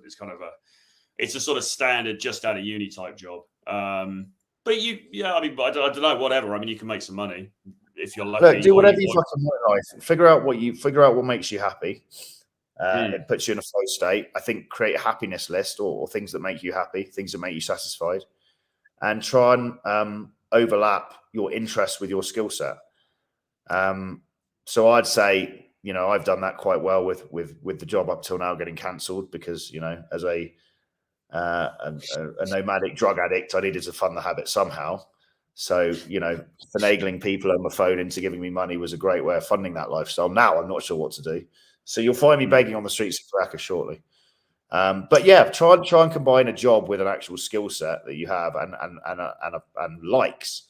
And if you can overlap those three things in a Venn diagram, that's a good place to start. Yeah, and then what do you guys think about leaving status and big jobs? Big job is just that's just a synonym for poop, isn't it? Leaving big jobs aside and just using mega perfect game only and scoring and keeping with just that. Well, no, with this, you haven't listened to anything in the fucking stream, have you? I mean the big, putting the big job thing aside, because it's not necessarily about having a corporate career, but no, I mean we've been saying all through the fucking stream that just having this this mythical mega perfect game is not enough in 2024. That's the whole purpose of the Edge. That's what we're talking about. That's the whole purpose of the fucking stream. 100%. Would you agree? Yeah, I completely agree. And Taron, mega perfect game. I mean, it's just fucking bollocks. Taron, who we taught in Warsaw, hello, he was asking about Bogota. Bogota is the 4th to the 7th of April. So put that in your calendar. Yeah, you've got to come, Taron. He'll love it. He'll absolutely love it. Well, we've got nearly 2 hours. I know it's very late for you, Troy. So, I mean, it's way past your bedtime, isn't it? It really is. It really is. I need to get a cup of cocoa and, Or do you prefer Horlicks? I've got a nice cup of decaf Earl Grey with a dash of milk, I think. Decaf Earl, that sounds interesting. I might go and peruse some sort of cup of tea or some sort of thing outside of this place. They're filming some sort of movie. I walked into the movie set. It's up on the roof of this place. It's got like a big roof terrace. This is like apartment blocks. And I came charging in from the gym with my shirt off and charged without knowing on the top floor, just thinking I can, go up there and maybe do this live stream. And I literally walked straight into the film set. And you had all these people some of them look confused. Like, is he part of the scene? Because I just charged in without a shirt on. And then someone was like, cut in Spanish. And then they were like, yeah, we're filming. They're taking over the whole top floor. Max says, be a pilot would be a perfect career. Women love that. Or be a fireman. They love that too. Don't do that. Max, with all due respect, you shouldn't be giving career advice. You work in fucking Waitrose. This is exactly the point we're trying to make about don't fucking give advice unless you're in the position where you can give advice. Right? Yeah, you shouldn't be giving career advice. Yeah, and also as well, I don't think you shouldn't do any career because a woman might like it. I mean, that's just fucking pathetic, right? But then AJ comes in with this quite funny line, or a serial killer. Women love that too. That probably is a better option. Well, I find that if I was a woman, I'd definitely prefer to bang a serial killer than a fireman. Or absolutely. A serial killing fireman. That he'd be hot shit. What if he also works for Deliveroo in the evenings? That ruins it. But not if his name is Max Paws, then it's acceptable. Yeah. All right. Anyway, everybody join the Edge. There's 50 people on there now. So when we check the bookings later, we're going to assume there's going to be 50 bookings coming in because everyone's going to sign up. Here is the link. And then we can carry on. You're not welcome back. If you're a woman, you're welcome back because we like our weird groupies.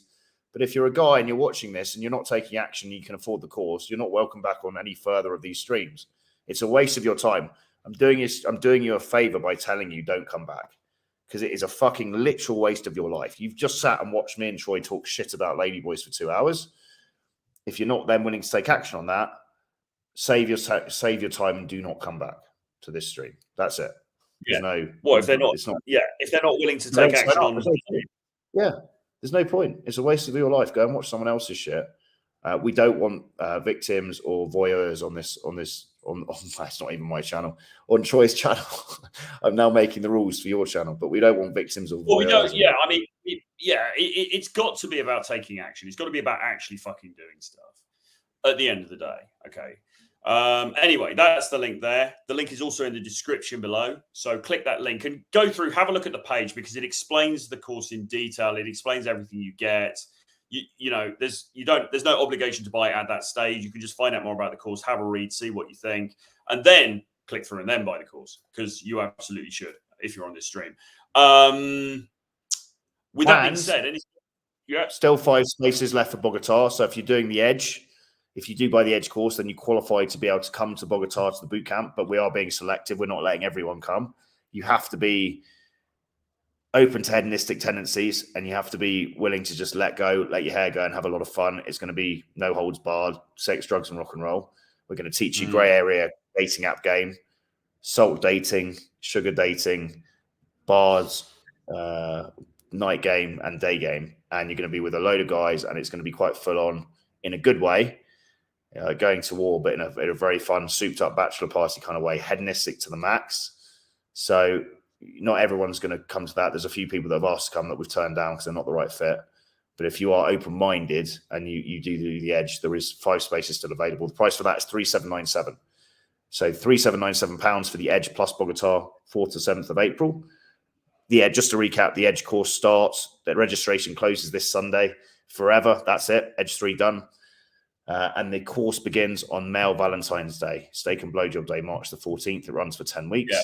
The Bogota we will be in touch before that, though, because you'll get put into the WhatsApp group, and then we'll be giving you, we'll be giving you. Yeah, we're giving you stuff to kick off momentum before we do anything else, anyway.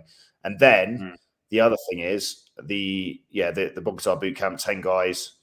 We're all going to be there as coaches. It's going to be great. 5 guys signed up, 5 spaces remaining. You pay the difference. So if you've paid £579 for the Edge, you then pay the difference to the bootcamp price, which is off the top of my head, like something like 3,200. It's about 3,200. Yeah, and it's a bargain because you have to be in the Edge online course in order to come on the bootcamp. 100%. And that is a no holds barred experience. So if you're a bit of a wallflower and you don't want to be exposed to debaucherous activities of the night and various anything, no holds bars, not bestiality, but no holds bars, having fun, then it's probably not the right fit for you, but you can still benefit from the Edge and leveling up your life. So either which way, go on, click on the link, buy the course, or if you need to ask us further questions, send us an email, info@jamestusk.com, include your WhatsApp number, or troy@realtroyfrancis.com. Or you can click on the web page itself, click on the WhatsApp or the Telegram option, and you can speak to us there. But again, I would get on with it. Life is short. We're all going to snuff it one day. What are you waiting for? That's my mentality. And the enrollment period for the courses are snuffing it at the end of the week anyway. At the end of the weekend. Yes. So you've only got 4 days. Yeah, you've got a few days to pull the trigger, and it will be a good investment of your time and money. And nothing else to say. We do it again tomorrow. We discuss the G part of the formula, which is G-spot. Yes, G-spot magnetism. Is it? All will be revealed. But we're going to be, we're going to be discussing further, what Edge is. We're going to be drilling down further into it, and we are all also going to be talking about ladyboys and other bollocks. It's godlike sexual magnetism, by the way. It's basically how to get rid of sexual shame and to draw women to you through your sexual aura. Okay, which is so fucking key, and it's one of the other huge things that get wrong in this process. It's more important than the verbals. It's the most important, apart from the hormones, it's the most important, and ultimating those is the most important part of the game, really, becoming a sexual beast. Seeing yourself as a sexual being and seeing women as sexual beings. Because if you can't do that, you can't generate sexual tension, and women aren't going to want to fuck you. And this is the big problem we see. Probably guns to our head, you would say, okay, the hormonal stuff plus the sexual confidence stuff, those are the 2 super key fucking things. And then after that, you've got the dark triad stuff, because you want to have a bit of that bad boy, pizzazz about you. And a sort of a tie with that would also be the social freedom. They're all important, but I think the hormonal stuff to give you the motivation and being able to be sexual, I think those 2 things are, if you haven't got those, then you're going to be on a bit of a sticky wicket, unfortunately. Yeah, and we discussed that, and obviously Bonaparte is part of the course to help you guys with that, and he works with you guys for free as part of the course. So, same time, same place, 5 p.m. tomorrow. You'll see me hooked up to some sort of IV drip. Hopefully, they'll be pumping some actual narcotics into it rather than the nonsense, the vitamin stuff. But we can only hope, can't we? Absolutely. All right, guys. Have a good evening, and we will speak again tomorrow. Link below for the course. Sign up now. Bye-bye.